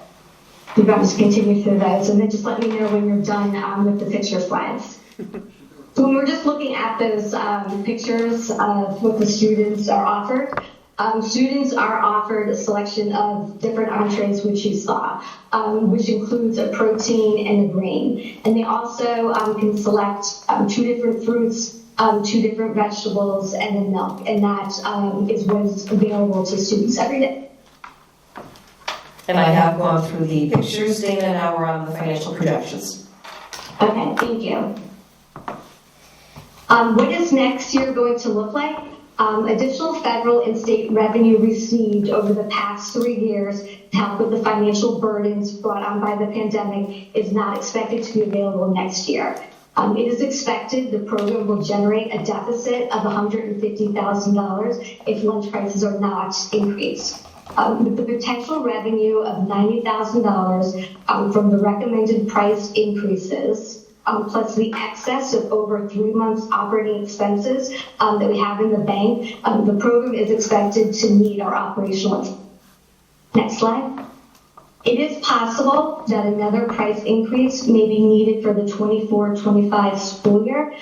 This would depend upon participation numbers and if excess funds have been depleted next school year.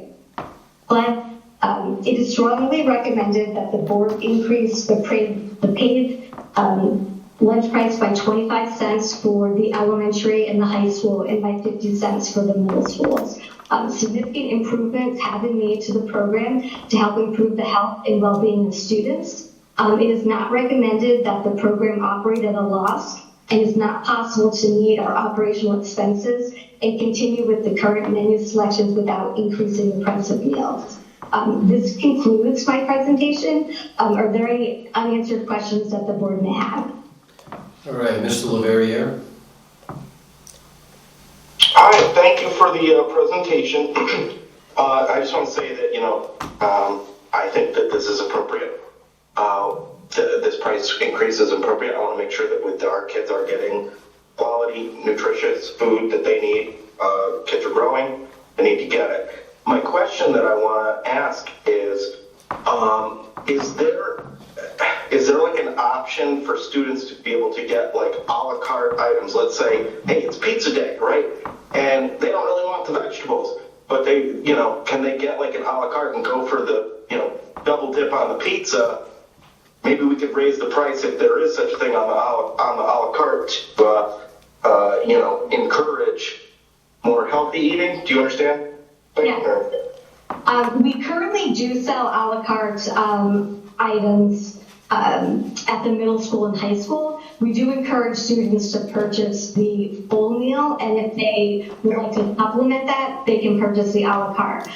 Certainly we can look into for next year, but currently in the past, students bought a meal, and if they wanted a supplement, they purchased it a la carte. So, hey, no secret. I am against state mandates, but I would definitely like to mandate vegetables amongst the kids. So, one thing that maybe I would suggest looking into is, especially for that 2024, you said that we may need to look for an additional request.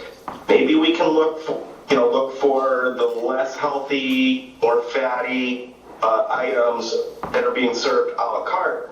Hey, maybe add that extra 10 cents there to offset any future impact. Anyway, that's just my suggestion, but I do want to say that I hate to raise costs in anything, but I want to make sure the kids are getting healthy meals, so I do support this. Thank you so much. All right, thank you. Ms. Yap? Hi, yes, thank you, David, for your presentation. I appreciate that. I do support the increase. I know, a lot of kids, and a lot of cost was, absorbed with, all these things. My question is this, 2 questions. Have they ever thought about just like not serving fried food? I'm a mom and I pack my son's lunch every day. He is 6. I have done it even when he was, at Patterson. I don't feed my child fried food, ever. So when they talk about healthy foods, and obviously culturally, different people will say different things are healthy, but pizza is not a healthy food. And neither is those fried cheese wedges I've seen the menu. That's not healthy. I feed my son different. I'm also, you can ask many of the teachers, they always complimented the fact that my child eats grilled chicken salad, or, we're West Indian and my son's half Hispanic, so we eat a lot of vegetables, salads, fruits, and I've always fed my child this way, which is why he eats all his fruits and vegetables. Is there any way they can think about like eliminating some of those fried foods and maybe incorporating actually healthy foods, and maybe doing something? I know one of the things that we tried when my son was in Patterson, I don't know if it worked, was we did Fresh Fruit Friday, right? So we wanted to ensure the kids tried new, fresh, healthy fruits. And, as long as they're not allergic, you guys have the menus of what you usually serve. But I think encouraging those kind of foods and less of the fried, and I've seen the menus, I can pull them up online. I think we should try to cut back on those fried cheese, like I said, mozzarella sticks, but maybe have that less than like every other Friday or whatever it is, because that's not a healthy food. That's not a healthy way to teach children to eat. That's not an opinion, that's a fact. But, I think that that's something that we should encourage, and maybe incorporating more of those fresh fruits and vegetables more frequently. I do agree with Richard, maybe, I guess, increasing the price of pizza. But I would say more of this introducing more healthier options. So like a fruit salad, as opposed to the extra pizza, or, just different things. That's just my opinion. I'm a mom as well. That's just how I feed my child. He snacks on celery sticks and carrots, not pizza slices and cheese wedges. So those are just things that, I would, my opinion. I do understand the price increase.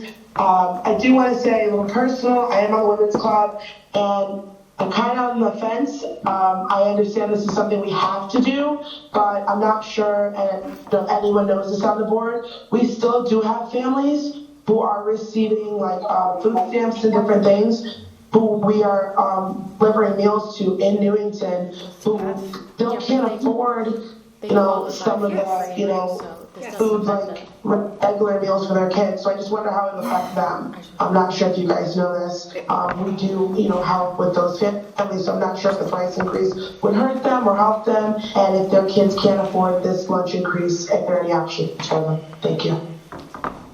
Okay, well, I just would like to kind of make a comment regarding the menu items that we do offer. It was evident, I think, in the pictures that I showed that we really do focus on fresh fruits and vegetables, and we really certainly do a variety of that with the watermelon, grapes, we do bananas, oranges, apples. We encourage students every single day to take 2 fruits, 2 vegetables. We do the raw veggies that you saw. Is there progress that we could be making? Sure it is. The reality is our healthier choices that we do offer, such as our hummus plates, our salads, our parfaits, are just not the items that students select. They prefer other items. So I'm just fearful that if we were to eliminate students' favorites, participation will fall even greater. I do believe that that pizza can be a healthy option. We have veggie pizza that we offer. We do make our own pizza. It is a self-rising wheat crust. We add our own sauce to it, and real cheese. And like I said, we do veggie topping. And I think when you're looking at particular items, you really need to focus and look at the entire meal, and that they are getting fruits, vegetables, and milk with that. All right, thank you for that. Let's stop right there. Can we stop there, please? Our focus tonight has to be on the price increase, not menu items. So I'd like to move this along here. Ms. Brody. You want me to read the motion? Please do. Okay. Move the Board of Education increase the paid school lunch price by 25 cents for high school and elementary schools, and by 50 cents for the middle schools for the 2023-24 school year. All right, the motion is made. Do I have a second? Second. Oh, sorry. You're so great. I just have one item. All right, do you have any more questions or discussion on this? Ms. Weaver and then Ms. Karati? Yeah, I just wanted to just quickly thank Dana. Yes. She has always done a great job. Her presentations are always incredible. The first time I remember was like, there was a Casey Musgrave song, and Rainbow going on. It was like, I almost cried. It was beautiful. But I just wanted to say also, Dr. Fletcher and I attended the Scholars Breakfast this morning. Her staff was incredible, so just want to, while you're on, give you kudos and a shout out to you and your staff. And I just had a real quick, you highlighted that the advocacy efforts, and I was up at the Capitol a couple weeks ago with Representative Turco advocating for universal free lunches, and it's one of those things where I don't want to have to increase these. I don't think any of us want the bump to fall down the hill of the children, but we know it's going to fall somewhere. So I think it's just important to distinguish that we can still advocate for this. So I think encouraging others to advocate for this is such a great program. Is one aspect that still should continue on, because we have to prepare for it like it's not passing, and I don't anticipate it will be in the budget, but that doesn't mean we stop the fight for it, because I think it's been beneficial over the last years. And just to kind of clarify that, this is more on, I think what was helpful for you pointing this out is that many students that are we still have all of them that qualify for free or reduced lunch, so our most impacted students are still on there. Yes. I guess could you just speak to, one of the things Mr. Rose and I actually talked about this a while ago. Excuse me. Is those kids on the cusp, right? Just how that impacts. So I think just giving us the reference group or DIRG, we are below everything else, so that's a great thing to see. But just kind of making sure we see those kids on the cusp. If you could just kind of speak to, we still have our free or reduced lunch program. This doesn't impact that. It's just the students who are paying for it already usually. Right, it's going to be difficult next year to see how many parents truly are at a financial disadvantage and how that's going to impact students. I will tell you that Dr. Brummett and I have been working on a policy that we're going to be feeding students regardless of whether or not they have money to pay. So I think that's important, that students will be fed and meals will not be taken away from them.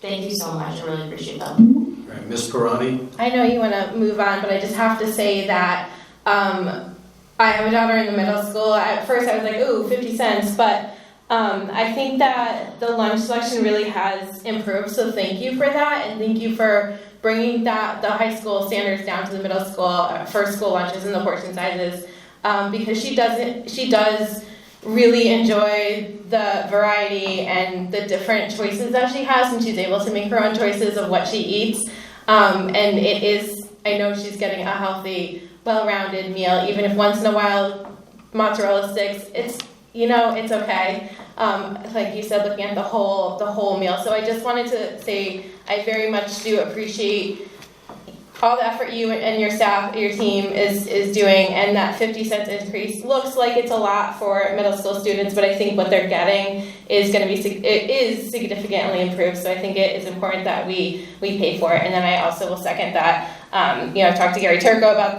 his advocacy for the universal free meals, and I think that it is, as Jessica said, is very important to continue advocating for that, and we'll do what we can to do that. Thank you. All right, Ms. Young?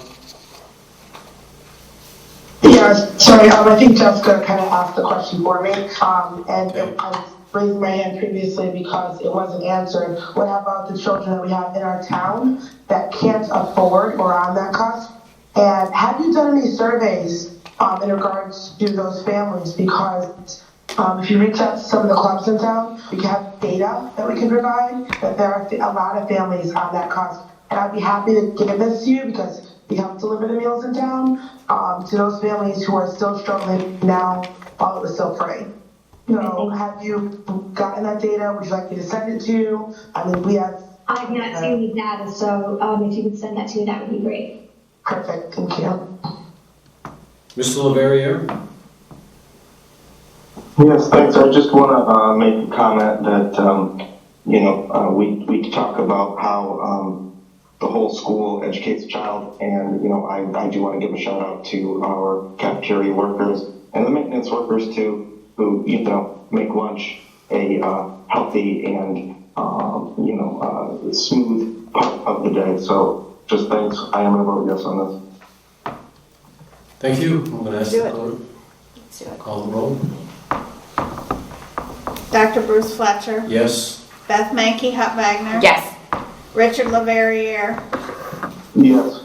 Amy Parati. Yes. Sam Sharma. Yes. Jessica Weaver. Yes. Anastasia Yap. No. The motion passes 6-1. 6-1. All right, thank you. We're going to move on to agenda item F3. This is our update on the kindergarten sibling bus pilot program. Mr. Barnes. And while Dean makes his way up, as the board's aware, they passed a pilot earlier in the school year, and there was quite a bit of discussion about it. So the commitment was that Mr. Barnes would come in toward the end of the school year wearing his bus tie and letting everyone know how that model, and I know Mr. Brand is going to be very sad. Literally? But anyway, on a more serious note, please let us know how the pilot went. Okay, the pilot program that was agreed upon and we embarked on earlier in the school year had a small participation, which I considered would be more. We had 2 families from Anna Reynolds, one from E. Green and one from John Patterson, none from Ruth Chafee. So we were allowing siblings to ride if they had kindergarten students. So that was our participation. It didn't impact routes. Simply, we pick up kindergartners anyway, so it was just allowing the siblings to board the buses. So there was capacity for those to do so. We've had 3 inquiries so far from kindergarten parents wondering if they are going to continue the program, which is up to the board because it was a pilot program. We did have one preschool parent that is in the walking district. The preschooler would get transportation, but they do have a sibling that is going to be a first grader and wondering if it was going to apply to them. And I said that, of course, is a board decision. So it's gone well. It hasn't affected us as far as any delays or anything of that nature.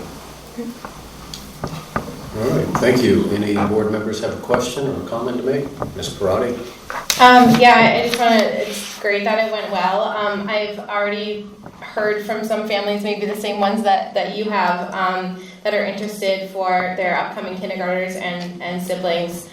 So I would fully support moving forward. I'm not sure if we have to do a policy change or what we need to do to make that happen, but I think that this is a very good opportunity. It definitely helps families who have a kindergartner student and an older student in the same school, just a lot easier on them, getting to work or what have you, getting their kids to school. So I'm glad to hear it went well and would support this going forward.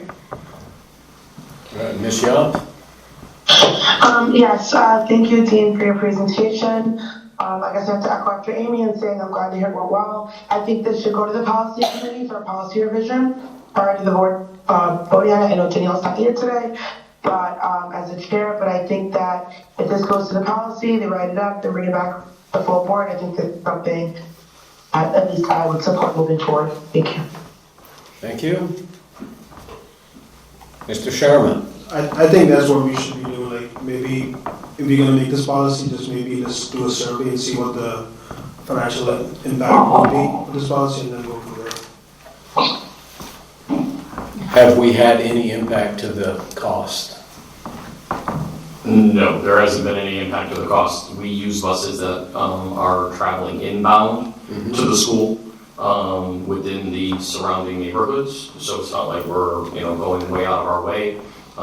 You get those. Well, the bus passes right by my house. We get those kind of calls all the time.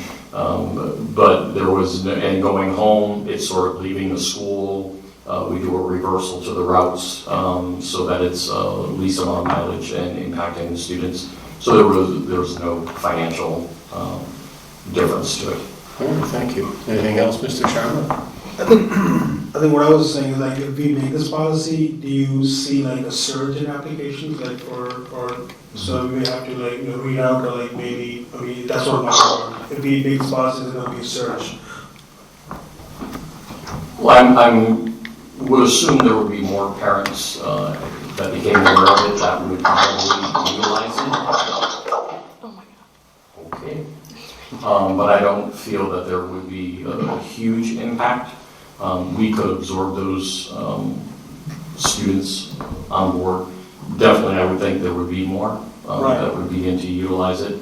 But as long as it stays with kindergarten, which is a policy already, and we're allowing those that have siblings that are in older grades up to the 4th grade, it should be not a problem. Okay. Thank you. Ms. Weaver?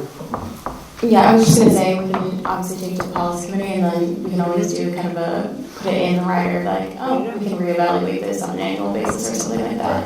So I think, and also, if Dave would like to be included in our policy session, happy to have that, because I think that just makes sense. And we can, thank you, and Mr. Bruce, as always, yes. But thank you so much for staying in person, just to give us this update, appreciate it. All right, thank you. Mr. Leverrier? Yes, thanks. Yeah, I do support sending this to the policy committee. As you may recall, when we did go, I was opposed to the pilot plan because I thought it should go to the policy committee. But I think that once we go through the appropriate channels, that it will likely pass based on this information. But I do think that we should go through the appropriate channels and not just, rush it through. Thanks. Thank you. Anyone else? All right. Thank you very much, Mr. Barnes, for the update. Thank you, board members, for your participation. We're now going to go on to agenda item F4. This is our employee computer purchase program. Dr. Drummond, I'll turn it over to you. Thank you. I don't know if Lou would like to just give a quick overview of this program. It's an annual update to the board, and nothing much has changed, but I know there is information in the packet about participation. Lou, could you just give us a quick information? Sure. When this program first started, the cost of a pretty crummy IBM XT type machine was up around $4,000 a unit. And at that time, in the mid-90s, many teachers didn't have access to the technology either from an affordability standpoint or even being able to get something with adequate horsepower to drive their own learning and then being able to apply it to the teaching practice. So the emphasis behind offering this program was providing up to a $2,000 loan to individuals who would then have the responsibility through payroll deduction to pay that all back during the same fiscal year. So it's obviously much more advantageous that you would want to take the loan out in July and then you have 11 months to pay it off. But if you took one out in May, you just have 1 month to pay it back. And it didn't matter, it was offered to everybody in very, even-handed fashion. Over the years with the increased sophistication, the price drops of the technology, the sheer number of individuals who are approaching us for this financial assistance has diminished, pretty substantially. However, there's always those 1 or 2 outliers that really can use the help. First-year teachers just trying to really establish a foothold. This is really, meaningful opportunities to have them be able to, advance their own skill and technical ability and in turn become a, outstanding educator for us as time goes by. So I don't recommend or infer that there's any reason to eliminate the program at this point. Because as things change and twist and turn, a new generation of technology, everybody needs a machine that's AI driven, and that would be a $5,000 item, and all of a sudden it's a hot thing for everybody to get. So the ebbs and flows of technology really drive the affordability element that's tied to this. So it's been nothing but excellent for us. We've had no issues with employee cooperation of repaying their debts, and keep on keeping on is the recommendation at this time. All right, thank you very much. Any questions or comments from board members? I think, it's a good program, so, I would just recommend keeping it. Yeah. It's a favorable program. There's no question about that. All right. Thank you very much, Mr. Jakimowicz. Appreciate that. We're now going to move on to the next agenda item, which is F5, and that's the annual report on professional learning. And I have a feeling it's Mr. Parisi. Sure is. All right. Thank you so much, Dr. Fletcher, and board for the opportunity to update you on the annual status of professional learning in the Newington Public Schools. I think, you have an opportunity to read the beginning section, which really speaks a lot to why we do what we do and how we try to align and ensure that there is alignment from all our professional learning to our district mission, theory of action, and goals. So with that being said, I changed the report up a little bit this year, and instead of putting the cliffhanger at the end, I put it on page 2. So you can get a nice summation of some of the highlights of the report if you just flip right over to page 2, and it's the 22-23 highlights. And some of the things I think we continue to be, feedback? Yeah. Some of the things I continue to be proud of is just the sheer number of hours that we offer our staff. So just in comparison to what state statute says we need to make sure that we offer our staff, which is 18 hours for our certified educators, which we could get audited at any time around that. We offer well over that, as you can see. And we provide meaningful and rich experiences for our teachers. And this year we recently added our paraprofessionals. So we also improved and created 18 hours worth of professional learning for our paraeducators who engaged in some really neat professional learning opportunities that you can find in the later pages of the document. Things around neuroscience and how the brain works, behaviors, specialty areas such as working with students who may be autistic. So really great variety of learning experiences for them during our early release Tuesdays and our professional learning days that we had off that were full days. So that was another big highlight that I wanted to share. And then all of our work really was focused on what we believe to be one of the most important things that we can be doing, which is creating a school system that is equitable for all students through operationalizing scientifically research-based interventions and practices. And that really was the focus this year. That has an acronym to it, SRBI. And you'll see that throughout all of the offerings. We really continuously tried to realign what we were offering to either the content that folks are required to teach and or operationalizing those scientific research-based intervention practices. So that would be kind of what I would share as a summation of the report, some of the major highlights. If we were to kind of look back at the year, we continuously evaluate and look to see, are we offering the learning that's going to help us get to our intended outcomes? And I would say that we continue to do that, but we also get feedback from staff on our annual survey that helps us with information that can drive us moving forward. And we'll use that feedback that just came back recently, and we'll continue to use that to develop future professional learning, as well as what each school comes up with as their school improvement plans that align to the district improvement efforts. All right, thank you very much. Okay, so we'll open it up for questions or comments. Ms. Young? Hi, my question is for Dave Freese. Question, what's our ranking right now as far as our school in comparison to other schools in our district? And are we, and well, depending on what that number is, are we looking at our, our schools with like, a higher rating and trying to benchmark off of some of the things and any trainings that they're doing? Or, yeah, those are my two questions. What's our ranking currently, and what are we doing to improve besides just these trainings?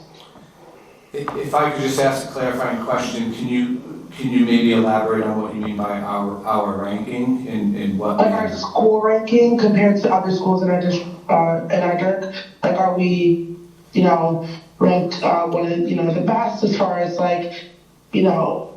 kids that need that have special education needs? Or are we how do we rate amongst other schools in our district? Does that make sense? Am I not making sense? I don't know. Right. Rankings, and I don't even know if I would maybe categorize them as rankings, but we do have different metrics that put us in order for different statistics. So some of those include the percentage of students who require special education. So we do have a DIRG that we're in. And it does show sometimes where we fall in accordance to other districts in our DIRG. in that category. Same with enrollment or per pupil expenditure. So there are like multiple. So where do we fall as a school in both categories that you just mentioned? I would have to look that up. This report is not specific to those areas. It was strictly around the professional learning that we offer to our staff. So that would be something that we could look up and get back to you on. Okay, yeah, the reason why I ask is I want to make sure that, the professional learning we offer is, similar to those with either higher ranking or, obviously we have different students in different areas, but I want to make sure that we're able to offer the best, I guess, versions of training that there are.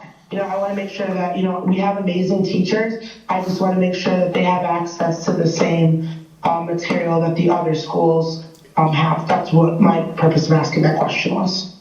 Thank you very much. All right, Ms. Hubback.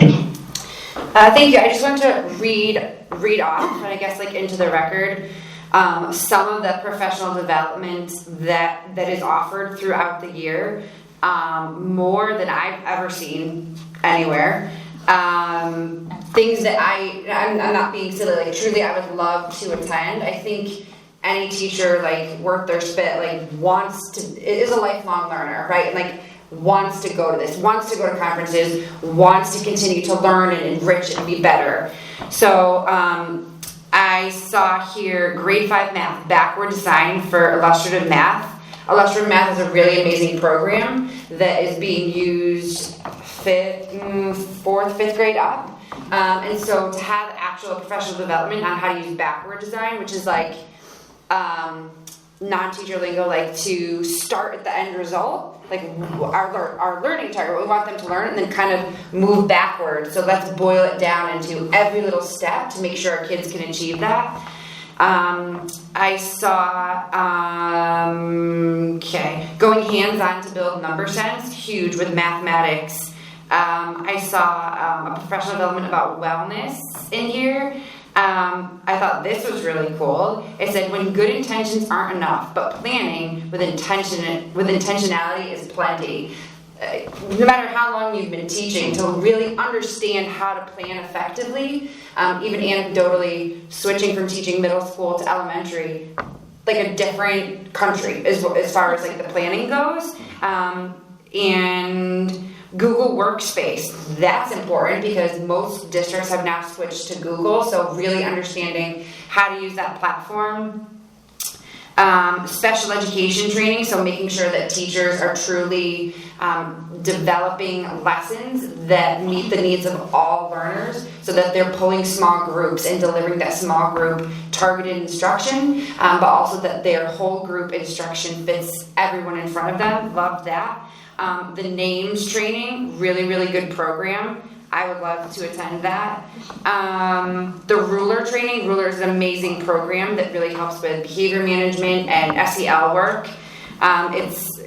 It's been studied, it's been proven to work, and it's outstanding. The 504 process, we know we have more and more students that have 504, so having a time for teachers to sit down and understand what's on that 504 and their legal obligation to abide by what is written in that 504 to serve with those students. And I'll just do a few more. I know I might sound silly, but I just really want to point this out because I think everybody brings a different perspective to the Board of Education, which is I love about this group, and I'm just bringing mine for a hot second as a teacher because these are incredibly important and I love them. Strategies for equity. Yes, I would love to attend that right now, tomorrow. Let's see. Strengthening learning partnerships. Absolutely. So there's thousands of more. These are so well thought out. There's diversity in what's offered, from social emotional learning to, hey, let's look at our math curriculum and get those scores up, and let's figure out how we can target our instruction better. And I've talked to many, many Newington teachers who say that they actually enjoy going to professional developments. My neighbor actually is a kindergarten teacher, and there was a professional development offered at Elizabeth Green maybe 2 weeks ago. It was a book study, and so the school day was over. The PD was offered in the evening from 6 to 8 o'clock, and she was like, I'm going, because she was so excited. And so to hear that as an educator, that teachers want to go to professional development, I can tell you it's a very rare thing. I'm sorry for being long-winded. I just thought it was really important to point out. Keep doing this good stuff, and I really think that targeted professional development to help the teachers be best equipped to close those achievement gaps and have the discussions about sharing ideas and let's look at the data, let's unpack this, is spot on. Sorry. No, sorry. Yes, I don't apologize. Thank you very much. It's just, I want to do it. Mr. LeVerrier? First off, Mrs. Hucknagner, that was a wonderful comment, and I appreciate that very much. My question was going to be, how is the professional development going to improve test scores? I don't think I need to ask the question anymore, because we got a pretty good answer. So I guess I'll just ask you a yes or no question, Mr. Parisi. Do you think that this professional development proposal is going to help boost our test scores? Yes or no?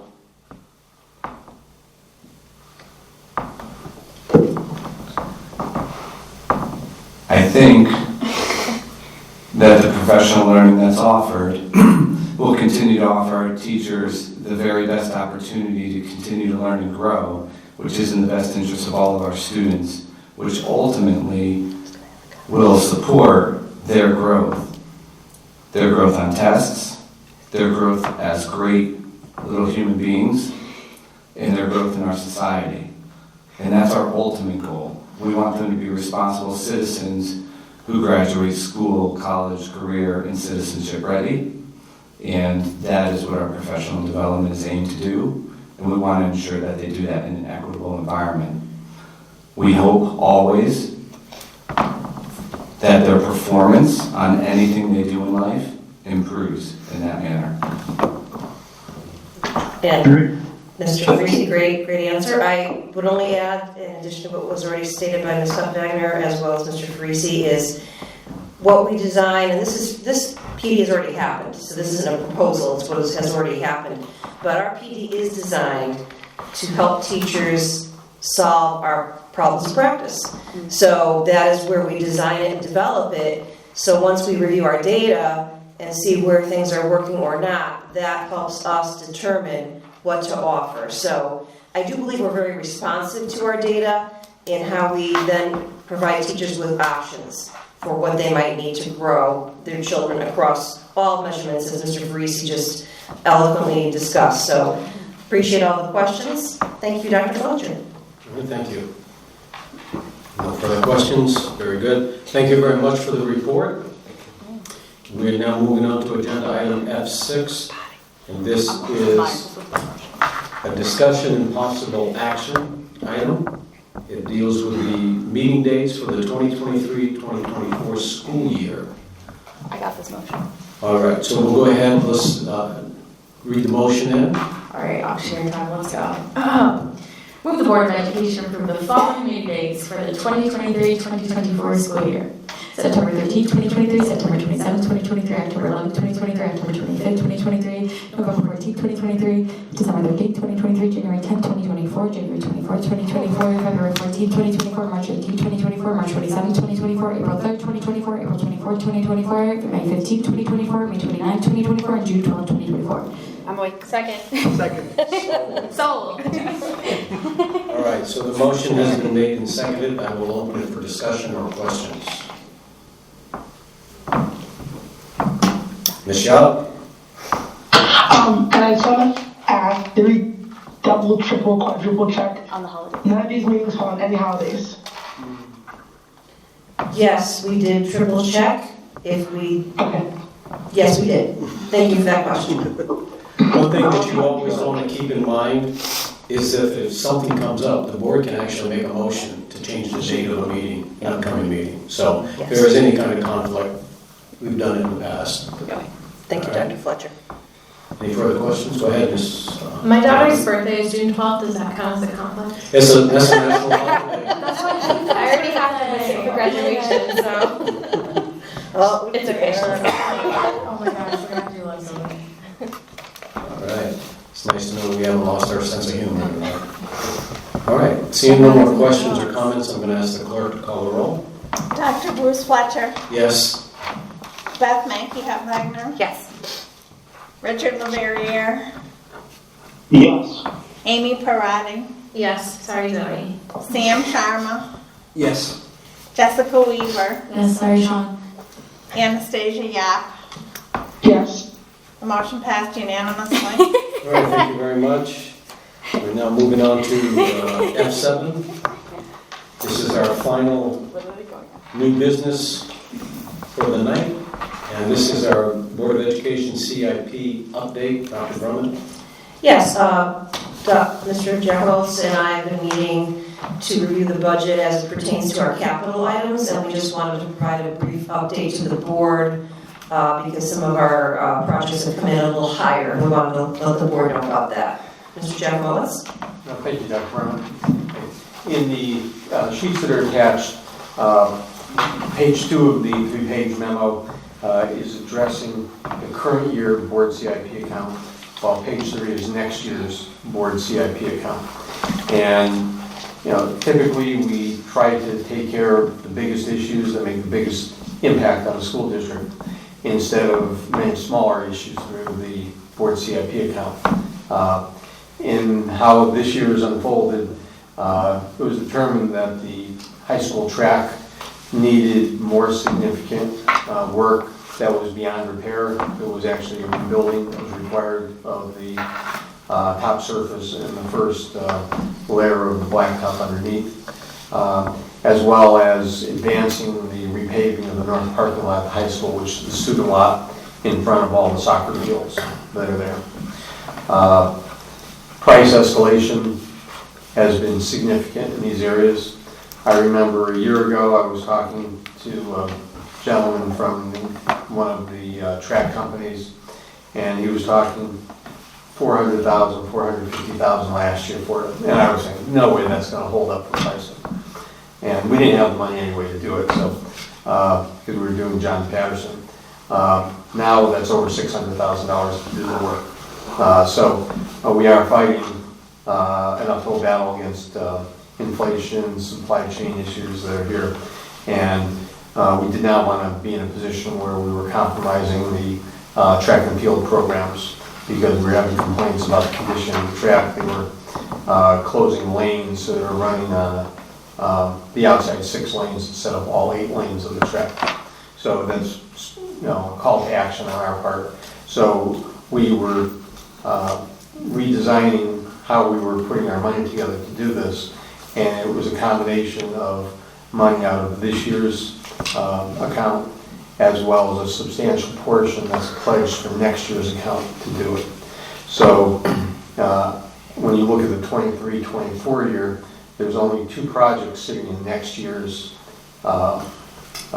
profile. And that is, you can see on the board there, you have this continuing $750,000 for technology, and then the everything else is just all scooped up and put together and put toward the track account. And that'll be it for what we do next year in the board CIP account. We may end up having some breakage or some money where we can preserve some of the $450,000 in next year's, but I wouldn't know that till the last week of the fiscal year if that's going to occur. So our plan is set and very simple for next year at this point. Now going back to this year, again with cost escalation, we originally, when we were talking with the town highway department a year ago for getting cost estimates, the number was in the $200,000 range. It's now $300,000 to do the same work that's there. And with the condition of all the cracking and deterioration, it's just probably been 25, 27 years since that lot was last redone. And it's just time for its makeover. So we basically were able to aggregate all of our remaining resources in this year's budget, earmark it toward the track, toward the paving at the north parking lot, and then basically use all of our resources that were non-technology next year to advance the remainder needed for the track project. So overall, these are major initiatives that we want to try to do and try to get done. These are, long duration benefits. We will get the results of, spending these dollars over the next 20 years. So it's money well spent from that perspective. And these are where, because of the, not necessarily urgency, but in having to design a plan that would be, we know we could fit it all together. This is the direction we advanced it in. So, any questions from any of the board members? All right, go ahead, Ms. Party. Yeah, just seeing all the line items that had to be reduced to zero for next year, 23-24. I'm just, curious. I know that we do maintenance, but does this, I guess I'm just concerned that if we don't do some of this stuff, Anna Reynolds is an example, and I know the custodians there worked and the maintenance staff worked super hard in keeping it up, but a lot of times things get kicked down the road. So I'm just concerned that with all the line items that were reduced to zero, do we have any concerns that things are going to get kicked down the road that we might end up paying more for in the long run, or certain things won't get fixed that need to get fixed? The answer, no, nothing will really cost more. It'll be whatever the market costs are at the time we do this. Within the board CIP account, even though it's a capital account, it's very short-term driven with decisions that typically are made within a couple months of when we want to get a project started for whatever reason. A piece of equipment fails for HVAC, that would spur us to action, that's it. So all of the dollars, other than a couple of these really major core dollars like the technology, and if we had a major item like we had $300,000 out there to do a man trap at one of the schools in town, where those dollars are really committed to a comprehensive start to finish project. The rest of these are just really allowances that are built out there, and knowing that things are fluid and will change, and what might be a priority when we start the year does not turn out to be the priority 6 months later. So that's really how all this goes. We never really lock ourselves into the arrangement, well, there's $10,000 for playground repair and we're going to spend $10,000 whether we need it or not. The money is always reallocated toward the highest priorities that we have overall. Yeah, I guess it just looks like all of our money is allocated to doing the track, which I 100% agree it needs to be done. So if something happened, where does that money come from? If we're already... Well, it would come out of the maintenance budget. Okay. For the general repairs. I mean, there's always... we have a plan for the contract services where we're relying on outsiders, but there's still a good amount of money that's set aside for just general repairs and the unknowns that happen every day, and that's where we would go for covering any shortfalls. Thank you. Anastasia. Hi, yes, my question is for Lou. I see the line item HVAC upgrades was zeroed out. What exactly needs to be done as far as an HVAC upgrade? Well, the HVAC upgrade that's next up in our program will be 2 rooftop units that are over the science area at Newington High School. They function okay, but they're getting toward the end of their useful life. They were installed in 1999, so they're 24 years right now. And 25 years is when, the machines start having difficulties a lot of time. And exactly what that will be is, unclear, but we have no urgency to do it right now. But it would be if we're in a more preventive maintenance mode and we had resources to reinvest, that would be the first place we would go for core HVAC equipment. Okay, so the reason why I brought that question up is I sent an email previously, and I think that prior to passing this, or maybe in addition to passing this, I saw that Governor Lamont released a $56 million in grant to public schools for their HVAC indoor air quality grant program for public schools. And I'm just confused as to why we're not taking advantage of that, seeing that we need to clearly increase our HVAC upgrades. I know at the time, maybe when the grant was presented, and I know it's still available, we probably didn't think we need it, but seeing that we're zeroing out the HVAC and there's a grant for $56 million out there to all public schools for any system upgrades for HVAC, I think we need to apply for that grant since we are now allocating all of our funds to a track and neglecting that line item. So if we can start applying for that, I think that would help our school system. And to Amy's point, I am a little bit concerned because 2 years ago, well, almost 2 years ago, as when I first got onto the Board of Ed, said in 2021 that the track needed to be done. It was in a meeting, it's online, and now we waited, and now look at the cost.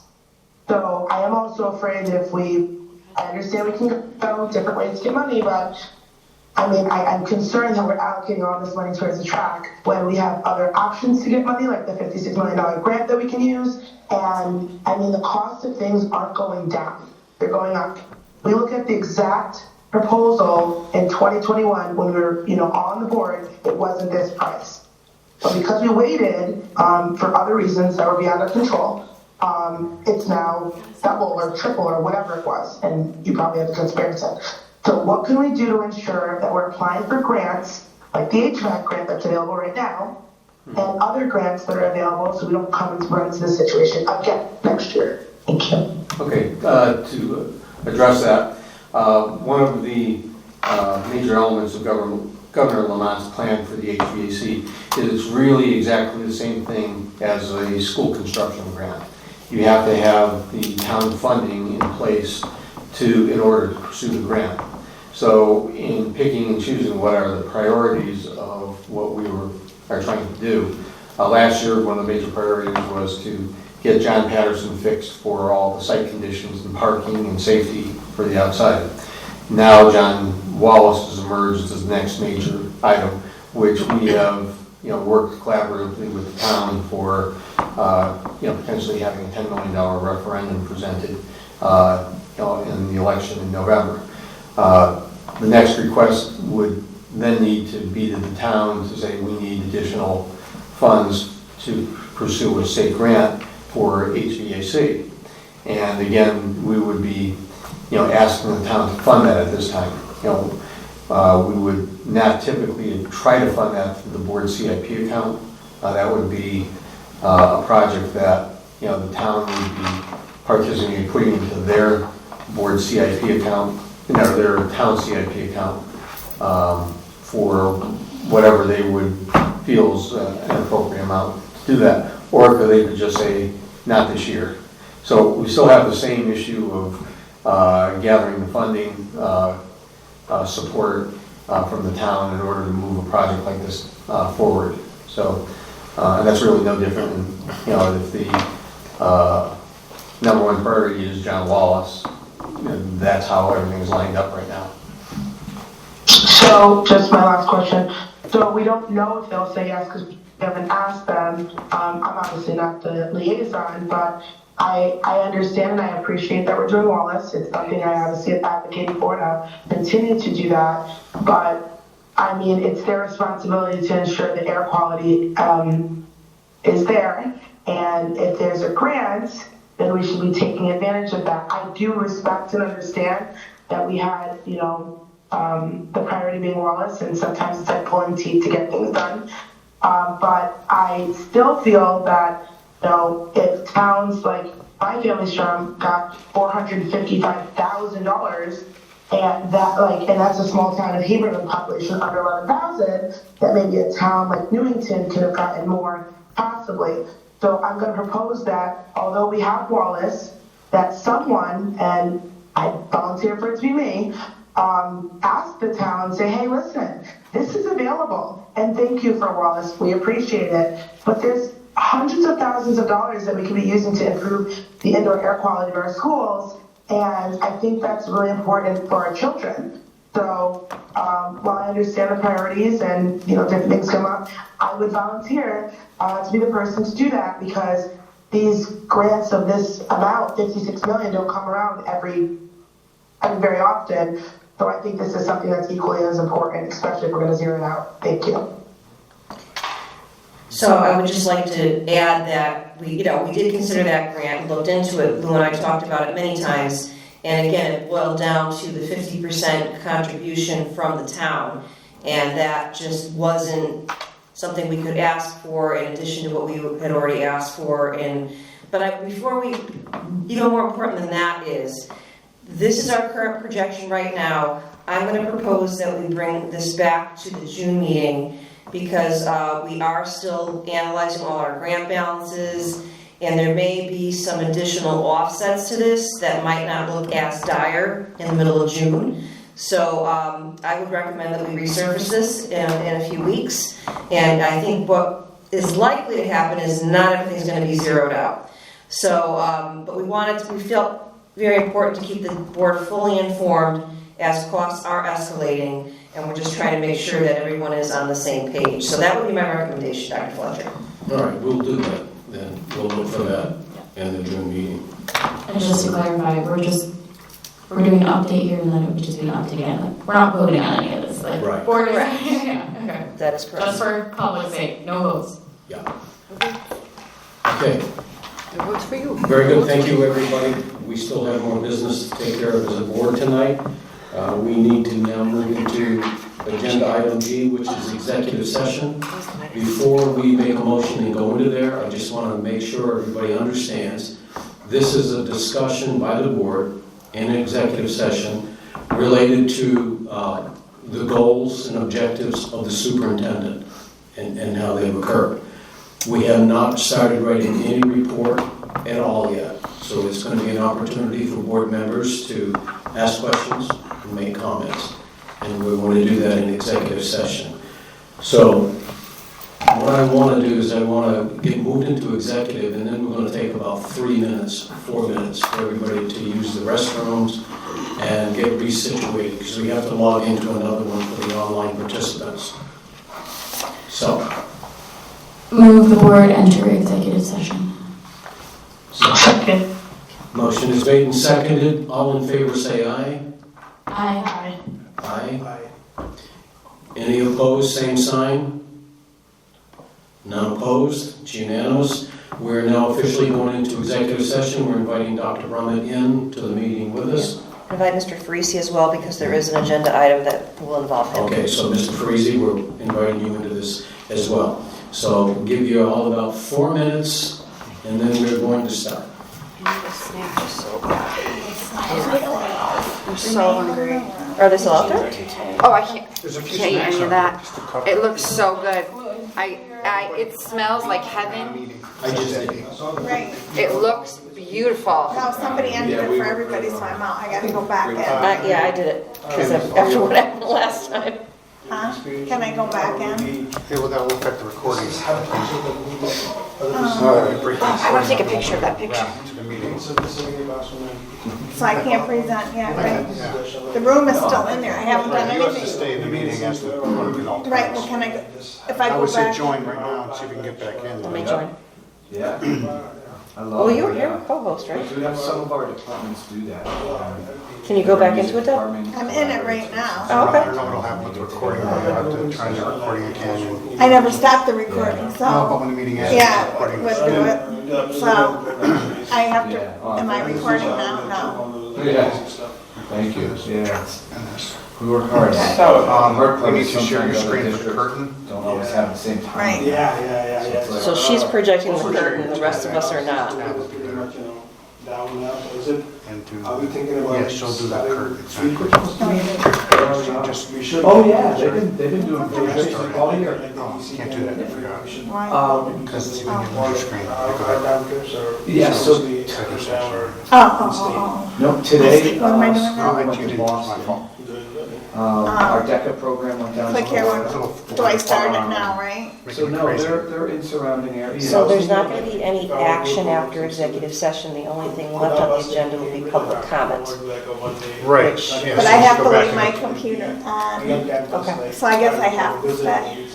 And you want the noise machine out of the hall? Yes. Yeah. Is it there? It's on the chair there to bring out. Okay.